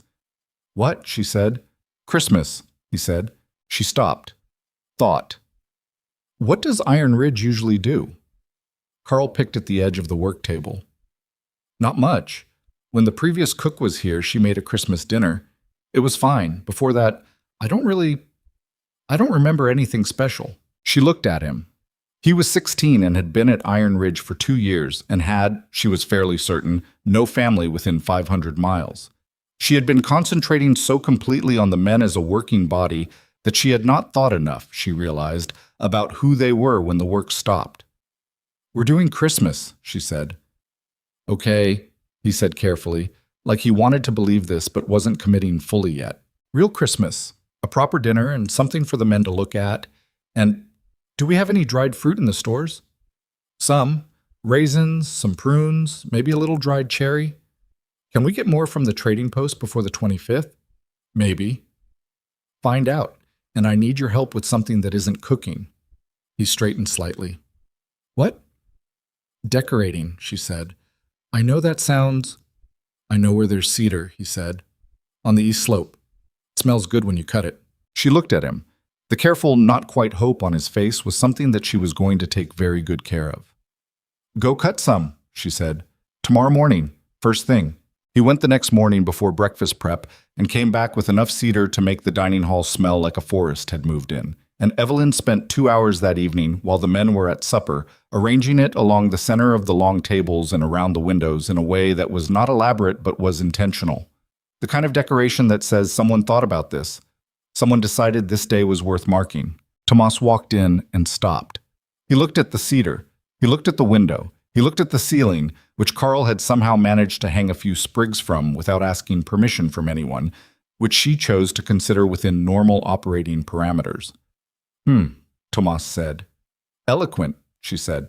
He sat down and ate his supper and didn't say anything else about it, but he also didn't go to bed when the others did. He stayed at the table with his coffee, and Harlan stayed too, and then Ellis, and it became one of those evenings that didn't need a reason, that simply coalesced around warmth and cedar smell and the particular December quality of feeling like you're inside something worth being inside. She told Colt about the Christmas dinner the next morning. Direct, no preamble, because that was how things worked between them now. "I want to do something proper," she said. "Not just supper. Something the men will carry with them. We've got the stores for it if I plan carefully, and I've already talked to Carl about the cedar." She paused. "I'd also like to invite Clara Alcott and the Hendersons, if you're willing. They shouldn't spend Christmas without neighbors." He looked at her from behind his desk. The legal papers were spread in front of him. The filing was in, and they were waiting, and waiting was the part Colt Dawson was worst at, she had determined. And he put his pen down. "Yes," he said, simply, without the consideration she'd expected. She nodded, started to go. "Evelyn," she turned. He was looking at her with an expression she had catalogued over the months but couldn't quite place in any existing category. It was not the measuring look of the first days, not the careful, controlled warmth she'd seen since November. It was something else, something that had less management in it. "The dining hall," he said. "On evenings lately. What you've built there."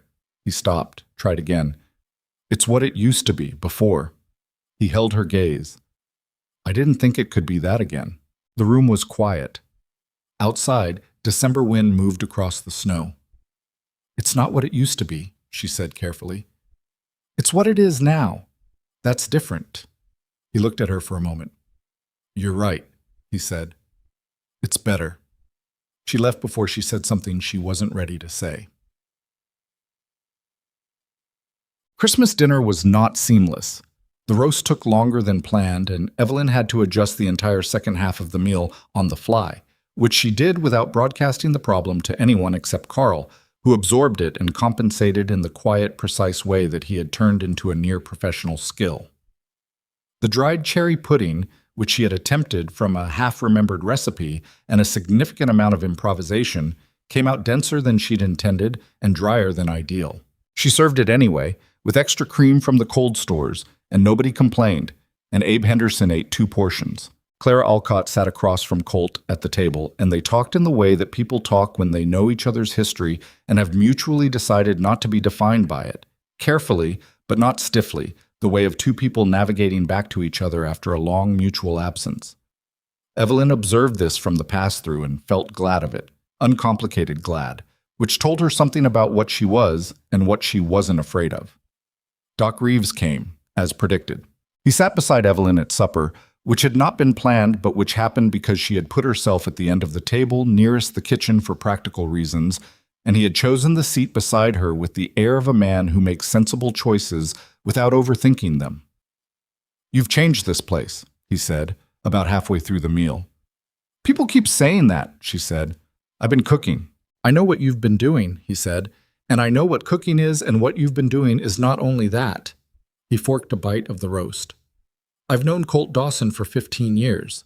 I watched him close this place down.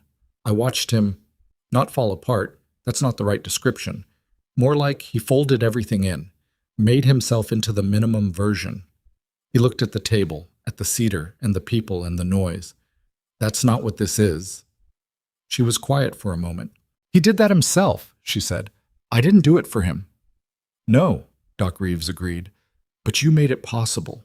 There's a difference, and it matters." He ate. "I thought you should know someone noticed." She looked at the table, at Harlan telling a story that was making Abe Henderson laugh in a way that seemed to surprise Henderson himself. At Tomas, who was talking to one of the Henderson children, a girl about 10 years old, with the baffled sincerity of a young man who has no idea how to talk to children but is trying very hard. At Ellis, who had been persuaded to sing after dessert and who was pretending to resist but was clearly planning what to sing. At Colt, at the head of the table, who had been watching her from across the room for the past minute and who did not look away when she found his eyes. She looked back. For a moment, across the length of the table, through the cedar smell and the candlelight and the noise of people who were, improbably, glad to be exactly where they were, she looked back. He said something to Clara then, something that made Clara smile and shake her head, and the moment passed. But it left something behind, the way moments do when they carry more weight than their duration. A residue, a clarity, a sense of something having been established between 2 people without either of them having to say a word. The land office decision came in the second week of January. The Calloway brothers' proposal was rejected. The resurvey was denied.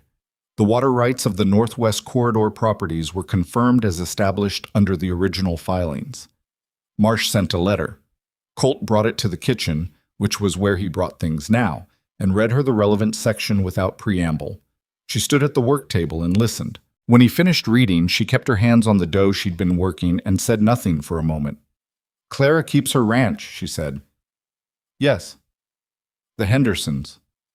Yes. She pressed into the dough. Good. He folded the letter. He was standing 3 feet away from her, which was closer than he usually stood, which she noticed without commenting on it. I want to tell you something, he said. She looked up. He had the expression of a man who has rehearsed something and is now discovering that the rehearsed version is inadequate and is going to have to proceed without it. When I hired you, he said, I gave you 1 week. I thought you'd probably fail. Not because you were inadequate. I didn't know enough about you to judge adequacy. But because everyone who'd come before had failed, eventually, and I had stopped expecting otherwise. He paused. I had stopped expecting most things. She waited. The dough under her hands was at the point where it needed to rest, but she didn't move. You didn't fail, he said. But that's not... What I want to say is not about the cooking. What I want to say is that you have been here for 3 months, and in 3 months you've done something I thought was gone from this place permanently. You've made it. You've made it worth walking into. Not just the kitchen. The whole of it. He stopped. I'm not saying this well. You're saying it fine, she said. He looked at her. I'm going to ask you something, and I want you to understand that I'm asking because I mean it, not because I'm not asking because it's convenient or because I need another thing managed. I'm asking because... He stopped again. Colt, she said. He looked at her. Ask, she said. He took one breath. I want you to stay here. Not as the cook. He held her gaze and did not flinch from it. As my wife, as my partner in this. All of it. The land, the decisions, the people who depend on this place, the work that's left to do. All of it. The kitchen was very quiet.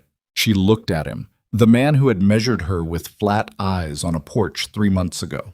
The man who had taught her to make pie crust and written notes about bay leaves and ridden 8 miles in a blizzard to bring his people home and sent a feed wagon to a widow he barely knew and sat at his own table on Christmas for the first time in 11 years. I'm not young, she said. I'm 42, and I came here with $47 and a lie in my application. I know how old you are, he said. I know about the application. She blinked. You know? Harlan looked into your background in the first week, at my request. Something crossed his face. Not apology, but honesty.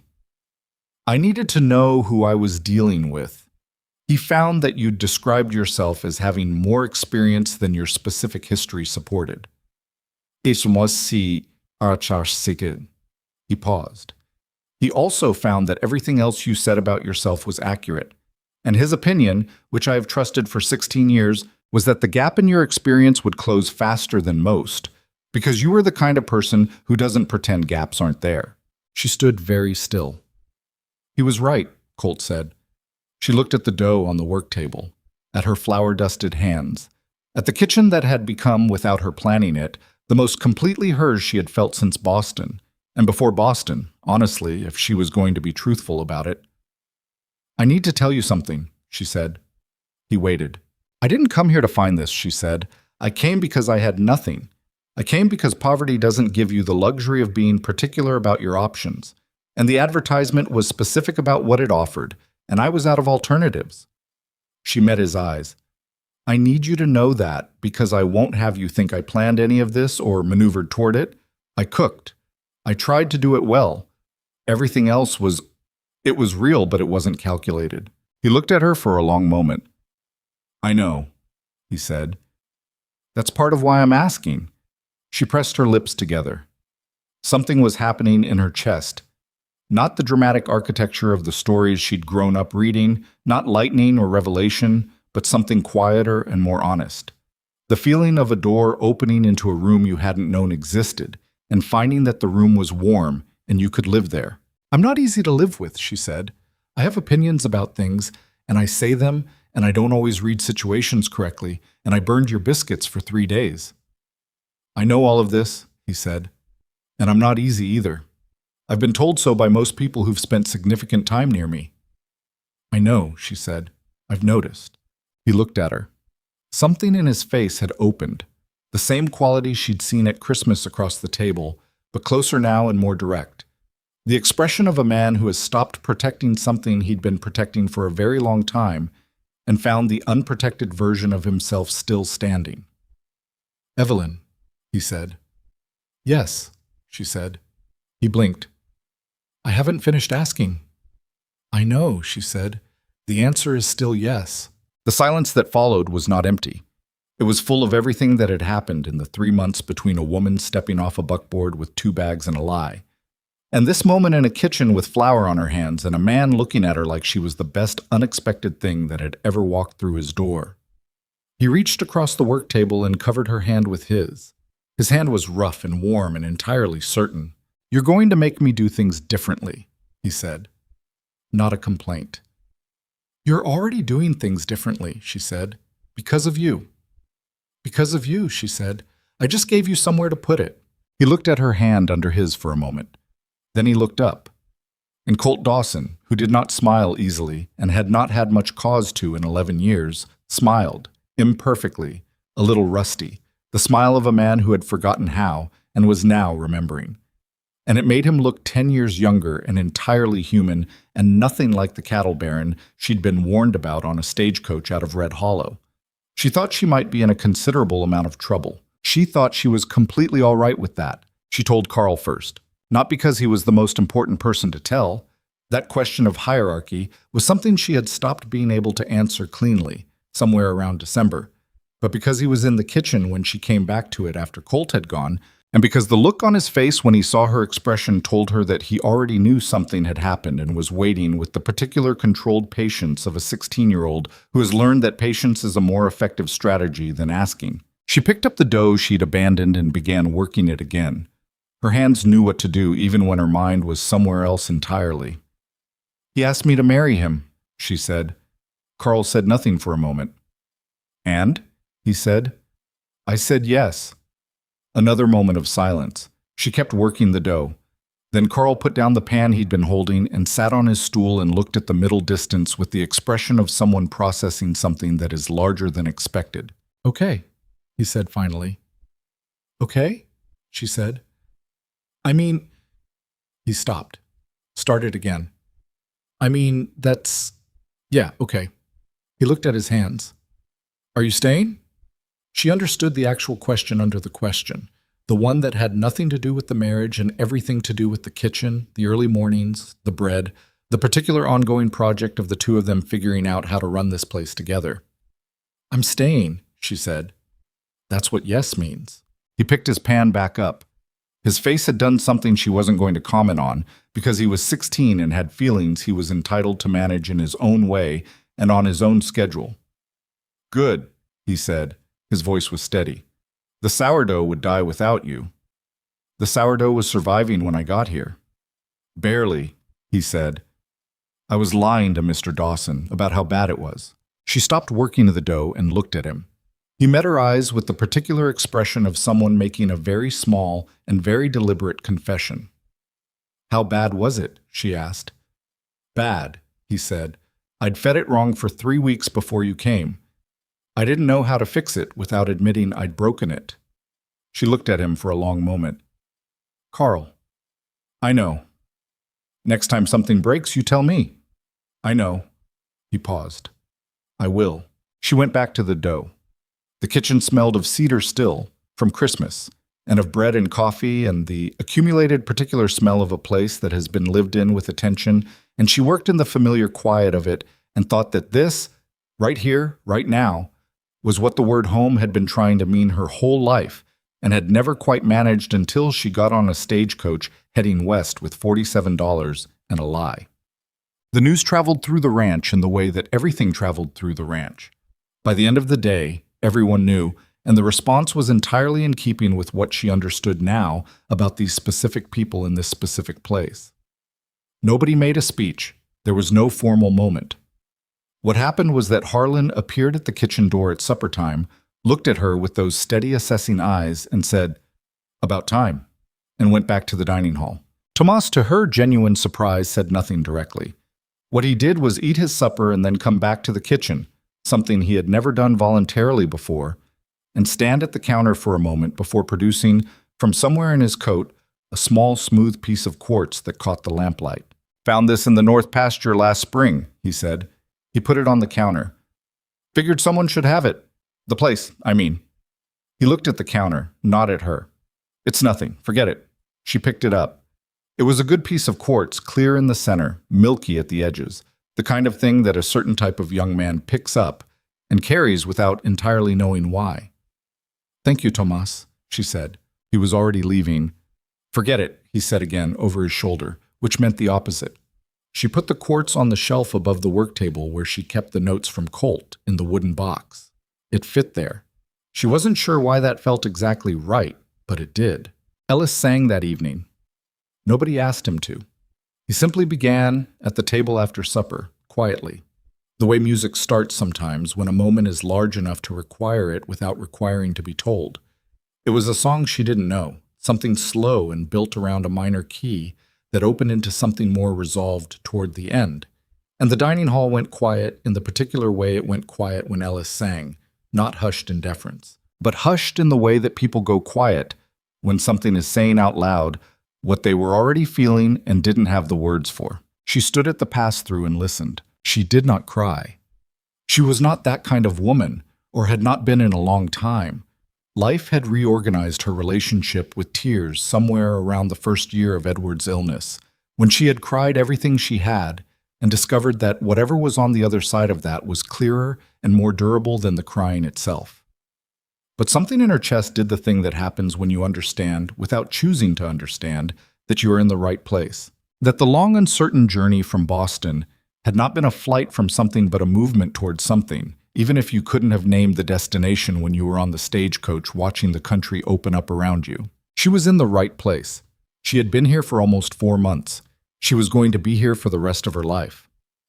Those two facts sat beside each other without contradiction, and the space between them was everything that had happened and everything that was going to happen, and she stood at the pass-through of a kitchen she had learned like a language, and listened to a young man from Tennessee sing something she didn't have a name for, and felt, without drama, entirely at peace.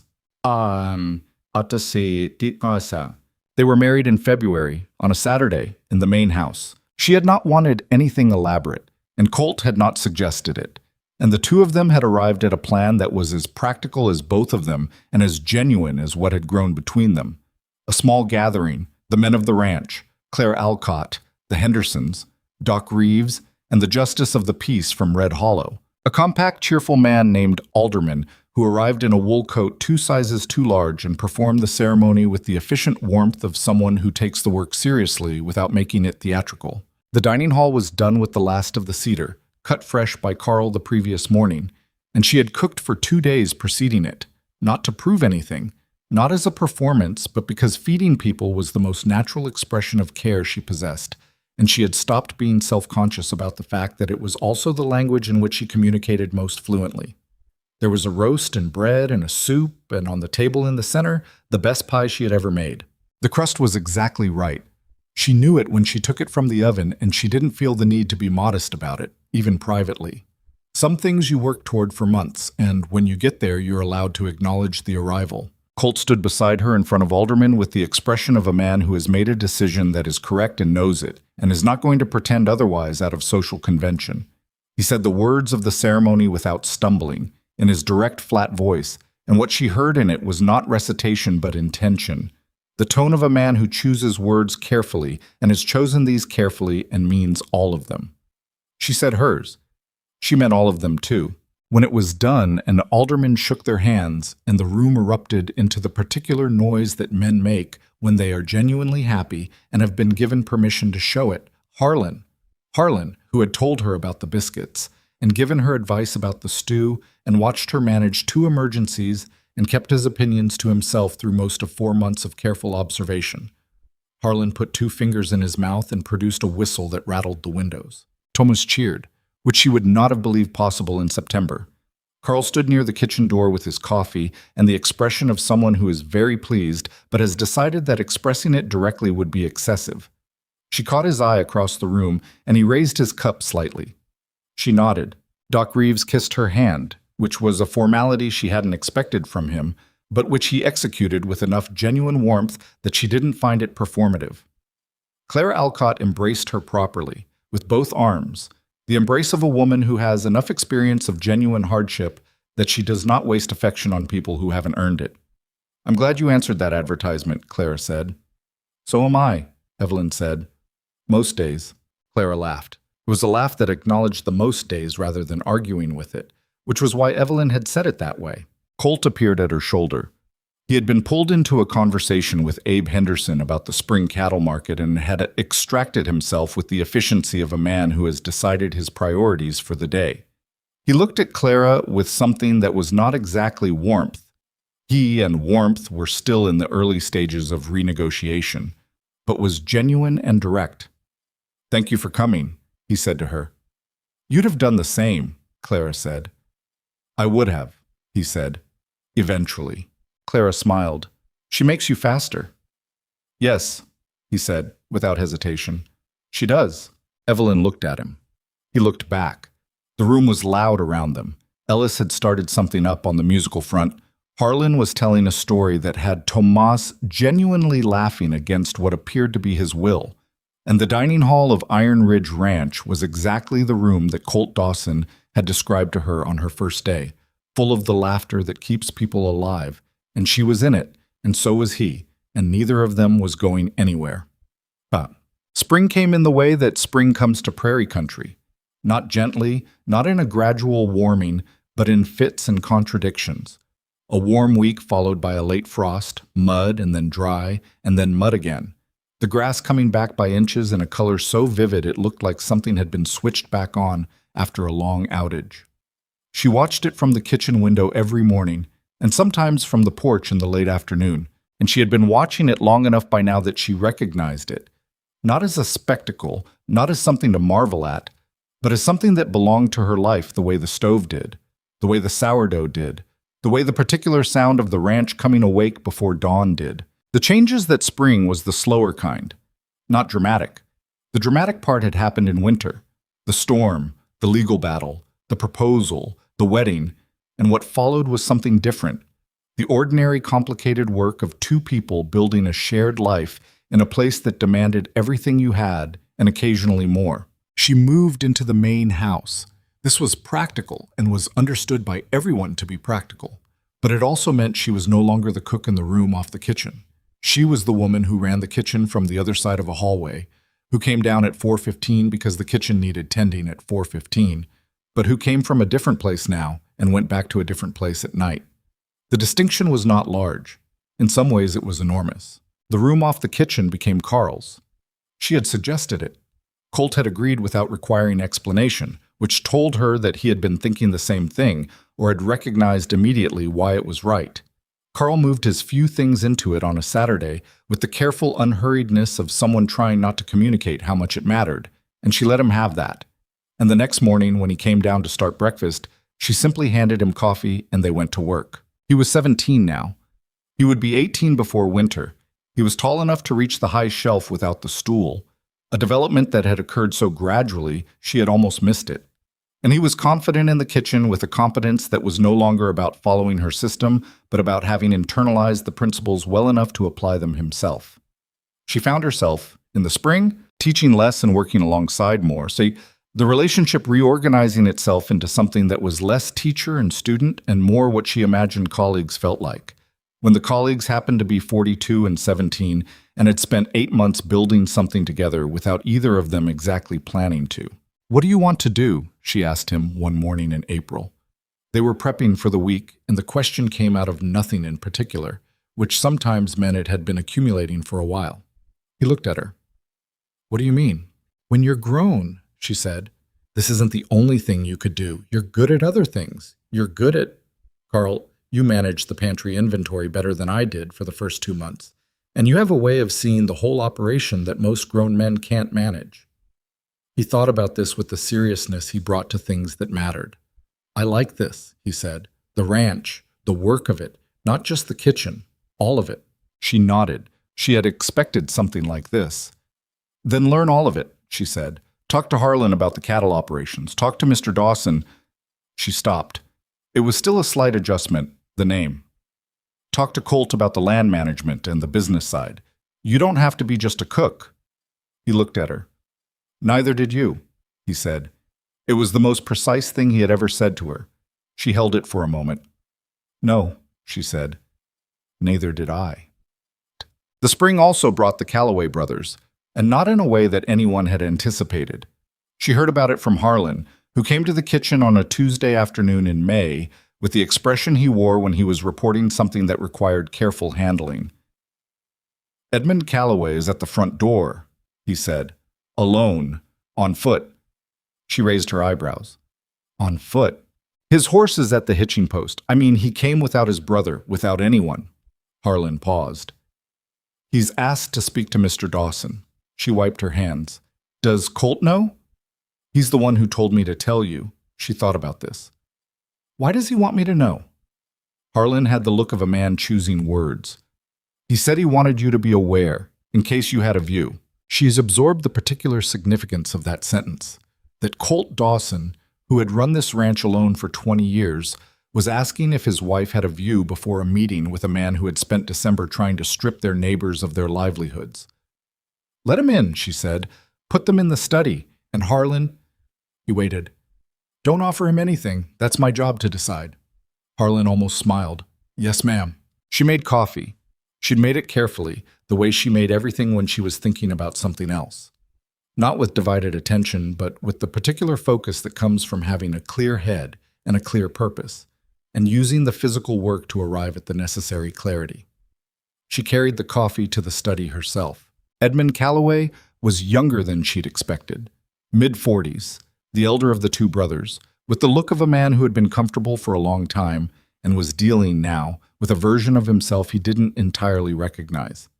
He sat across from Colt with his hat on his knee and the posture of someone who had rehearsed something and was finding that the rehearsed version required more pride to sacrifice than he'd budgeted for. She set the coffee on the desk between them without comment. Colt looked at her. She looked back. She sat in the chair by the window.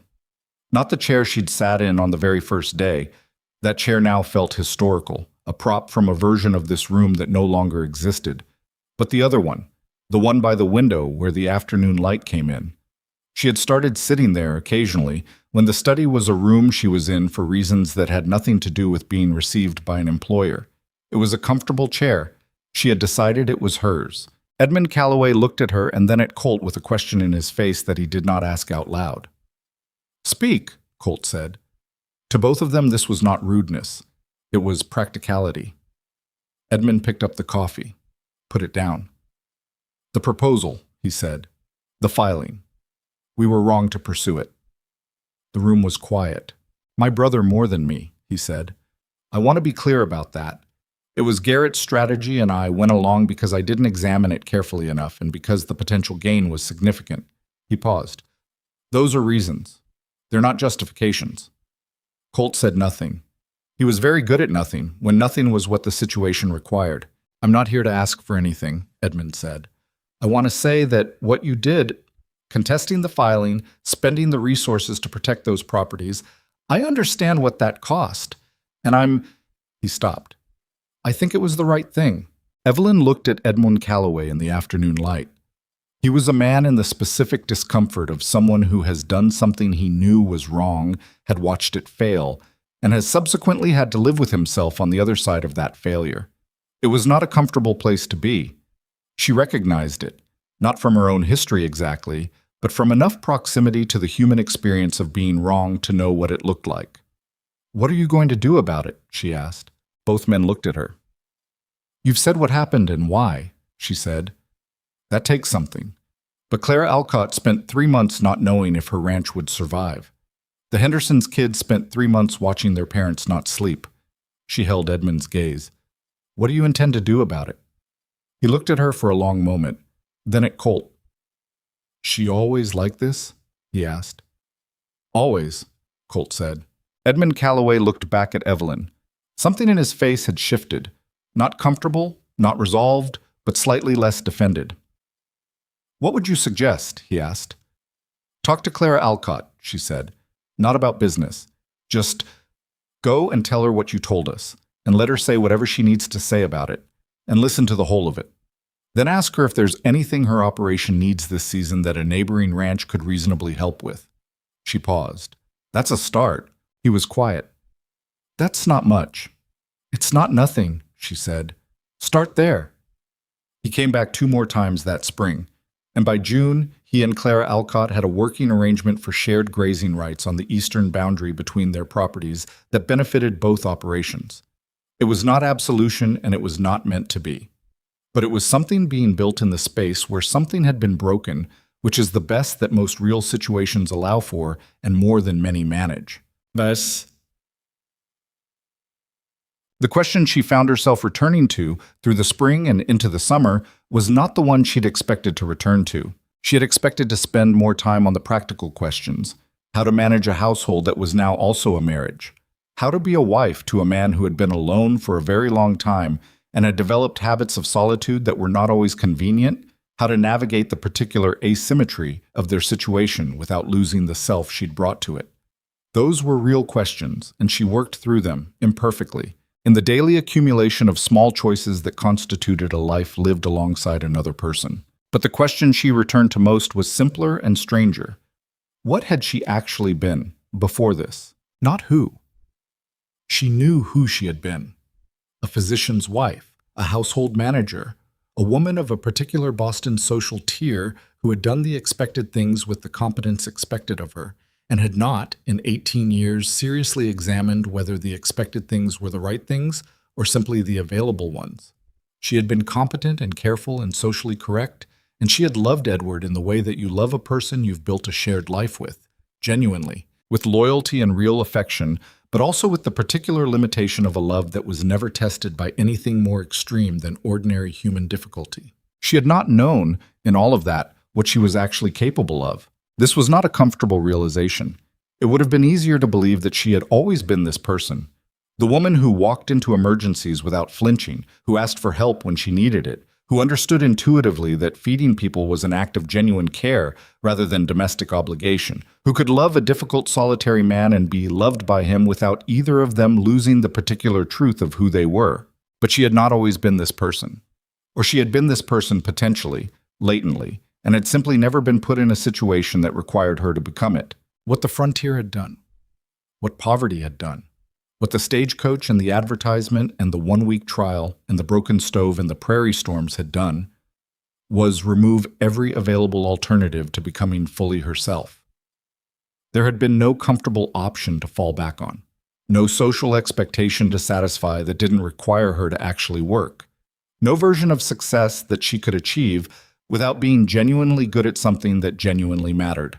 She thought about this when she was alone, which was less often than it used to be, but still sometimes. Early mornings before Carl came down, or late evenings when Colt was still at his desk, and the kitchen was clean and the ranch was quiet. She thought about the woman she had been in Boston and felt no contempt for her. That woman had done what was available to her, had done it well, had loved the people she was given to love. But she felt the distance between that woman and this one, and understood that the distance was not a judgment of the past, but a measurement of what it had taken to get here. It had taken losing everything. She would not have chosen that. She would not even now recommend it. Poverty is not a character-building exercise. It is a difficulty that grinds some people down and happens, in some cases, to reveal others. And the revelation is not a reward for the suffering, but simply a thing that occurred alongside it. She knew women in Boston who had faced worse than she had, and had not found anything on the other side, but more worse. And she did not tell herself that she was special for having landed here. She was fortunate. She had made choices that were available to her in the specific form they were available because of circumstances she had not entirely controlled. But she had also chosen to ask for help instead of hiding. She had chosen to stay when the stove was impossible and the biscuits were burned and the gap between what she knew and what the job required felt uncrossable. She had chosen to leave her room and walk toward an emergency rather than away from it. She had chosen to sit on a bench in the October cold and wait to see if anyone would come. Those choices had been hers. She could own those. But Colt found her on the porch on a July evening, which was where she had been sitting for 20 minutes watching the light on the prairie go through its extraordinary late-day process. It was the warmest part of summer, the grass high and moving in the evening wind, the sky doing things with pink and gold that she had given up trying to describe because description reduced them. He sat beside her. He had learned, over the months, to sit beside her in something that resembled actual rest. He was never going to be a man who rested easily, whose body didn't communicate a readiness to stand and solve things. But he had gotten better at the presence that doesn't demand anything of the moment. She had learned this about him the way she'd learned the stove, through patient, consistent attention and the understanding that some things cannot be rushed. "Harlan told me something today," he said. She kept her eyes on the light. "What did he tell you?" "He said that when he talks to hands from other ranches in town, at the trading post, at the saloon, they ask about Iron Ridge, not about the cattle numbers or the acreage or the market price I'm getting for beef." He paused. "They ask what it's like here, whether it's true that the Saturday evenings are what people say they are, whether a man can come here and feel like it's a real place rather than just a job." She was quiet. "We've had 3 applications this month," he said. "Men from 2 counties over, looking for work. Harlan says that hasn't happened in years, so that usually he's chasing hands, not selecting from them." "What does Harlan say about why?" "He says word travels." Colt paused. "He says people talk about a place the way they talk about a place that's worth talking about." She turned and looked at him.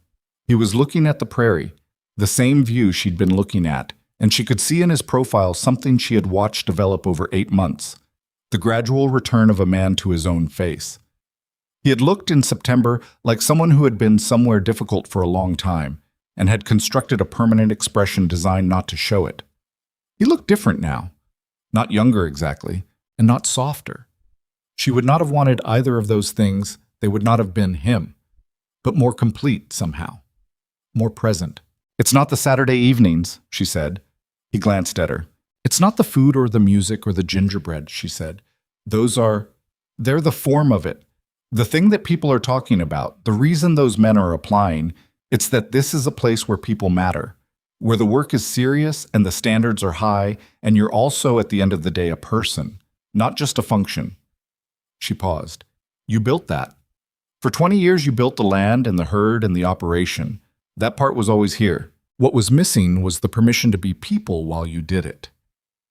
"Ash ish asket." He looked at her for a long time. "I stopped giving that permission when I stopped needing it myself," he said. The directness of it was characteristic. He had never, even in the most guarded days of September, been a man who dressed things up when he'd decided to say them. "When it mattered to me to be a person rather than a function of the ranch had that quality. When I stopped, it stopped." "Yes," she said. "You brought it back." "We brought it back," she said. "Don't make me the sole proprietor of something we built together." He was quiet for a moment. Then, "Fair." The prairie light went further into rose and gold.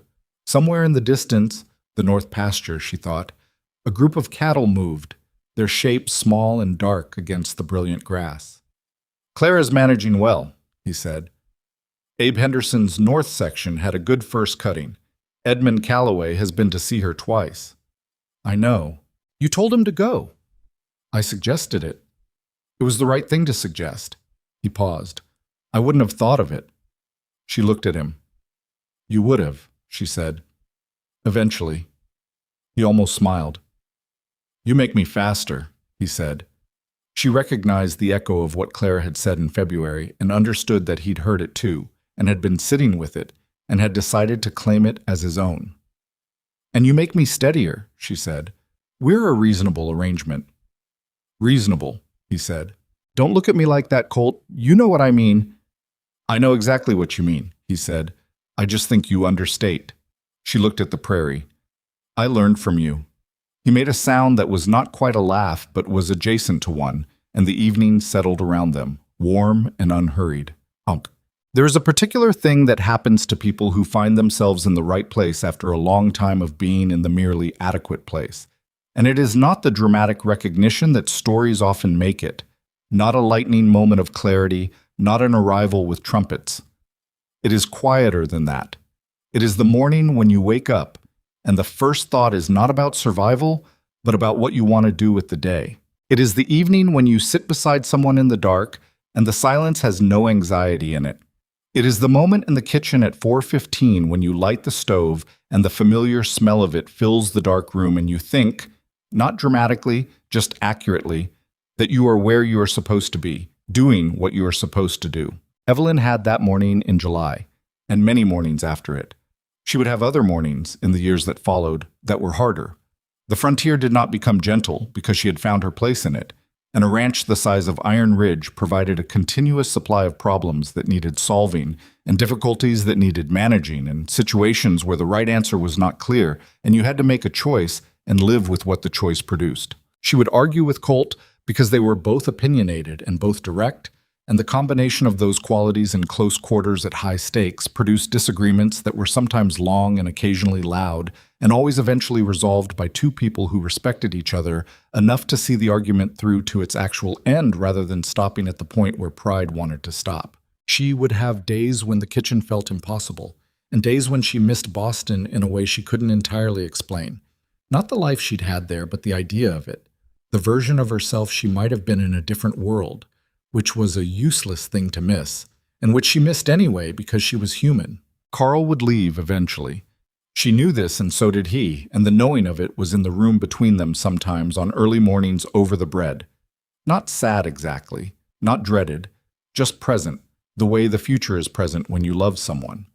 He would leave and go west, probably, or north, and build something of his own, and he would carry with him a set of skills and a set of values that she was not humble enough to pretend had nothing to do with her. She would miss him in a way she was not prepared to think about yet. She thought about it anyway, sometimes, because that was the particular challenge of loving people whose futures are not the same as yours. The ranch would keep growing. The spring that brought 3 applications would be followed by summers that brought more. And Iron Ridge would become the place that the territory talked about not because of its size or its wealth, though it was large and it was wealthy, but because of what it was like to be there. Because the Saturday evenings were real. Because the men who worked there could tell you the names of the people around them and mean something by it. Because when someone was hurt, someone showed up. Because the cook, who was also now the co-owner of the property, could be found at 4:15 in the morning in the kitchen, doing what she did, and there was nothing in the world she needed to be doing instead.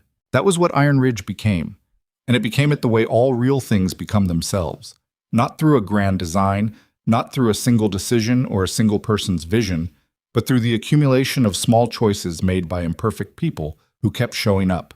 She had showed up. That was what she knew.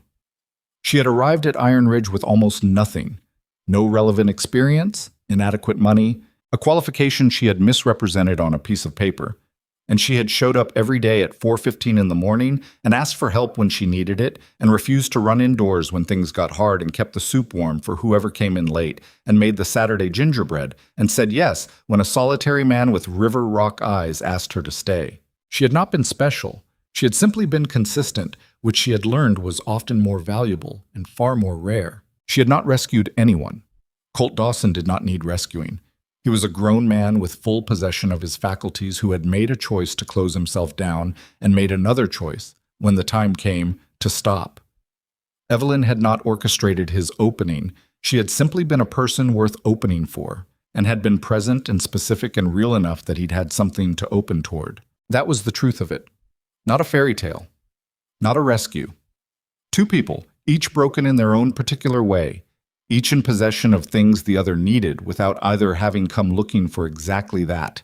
Meeting in a kitchen on the edge of the frontier and choosing, over and over, in small daily increments, to become something together that neither could have been alone. On a morning in August, when the prairie was at its highest summer green and the air before dawn was cool enough to be a pleasure.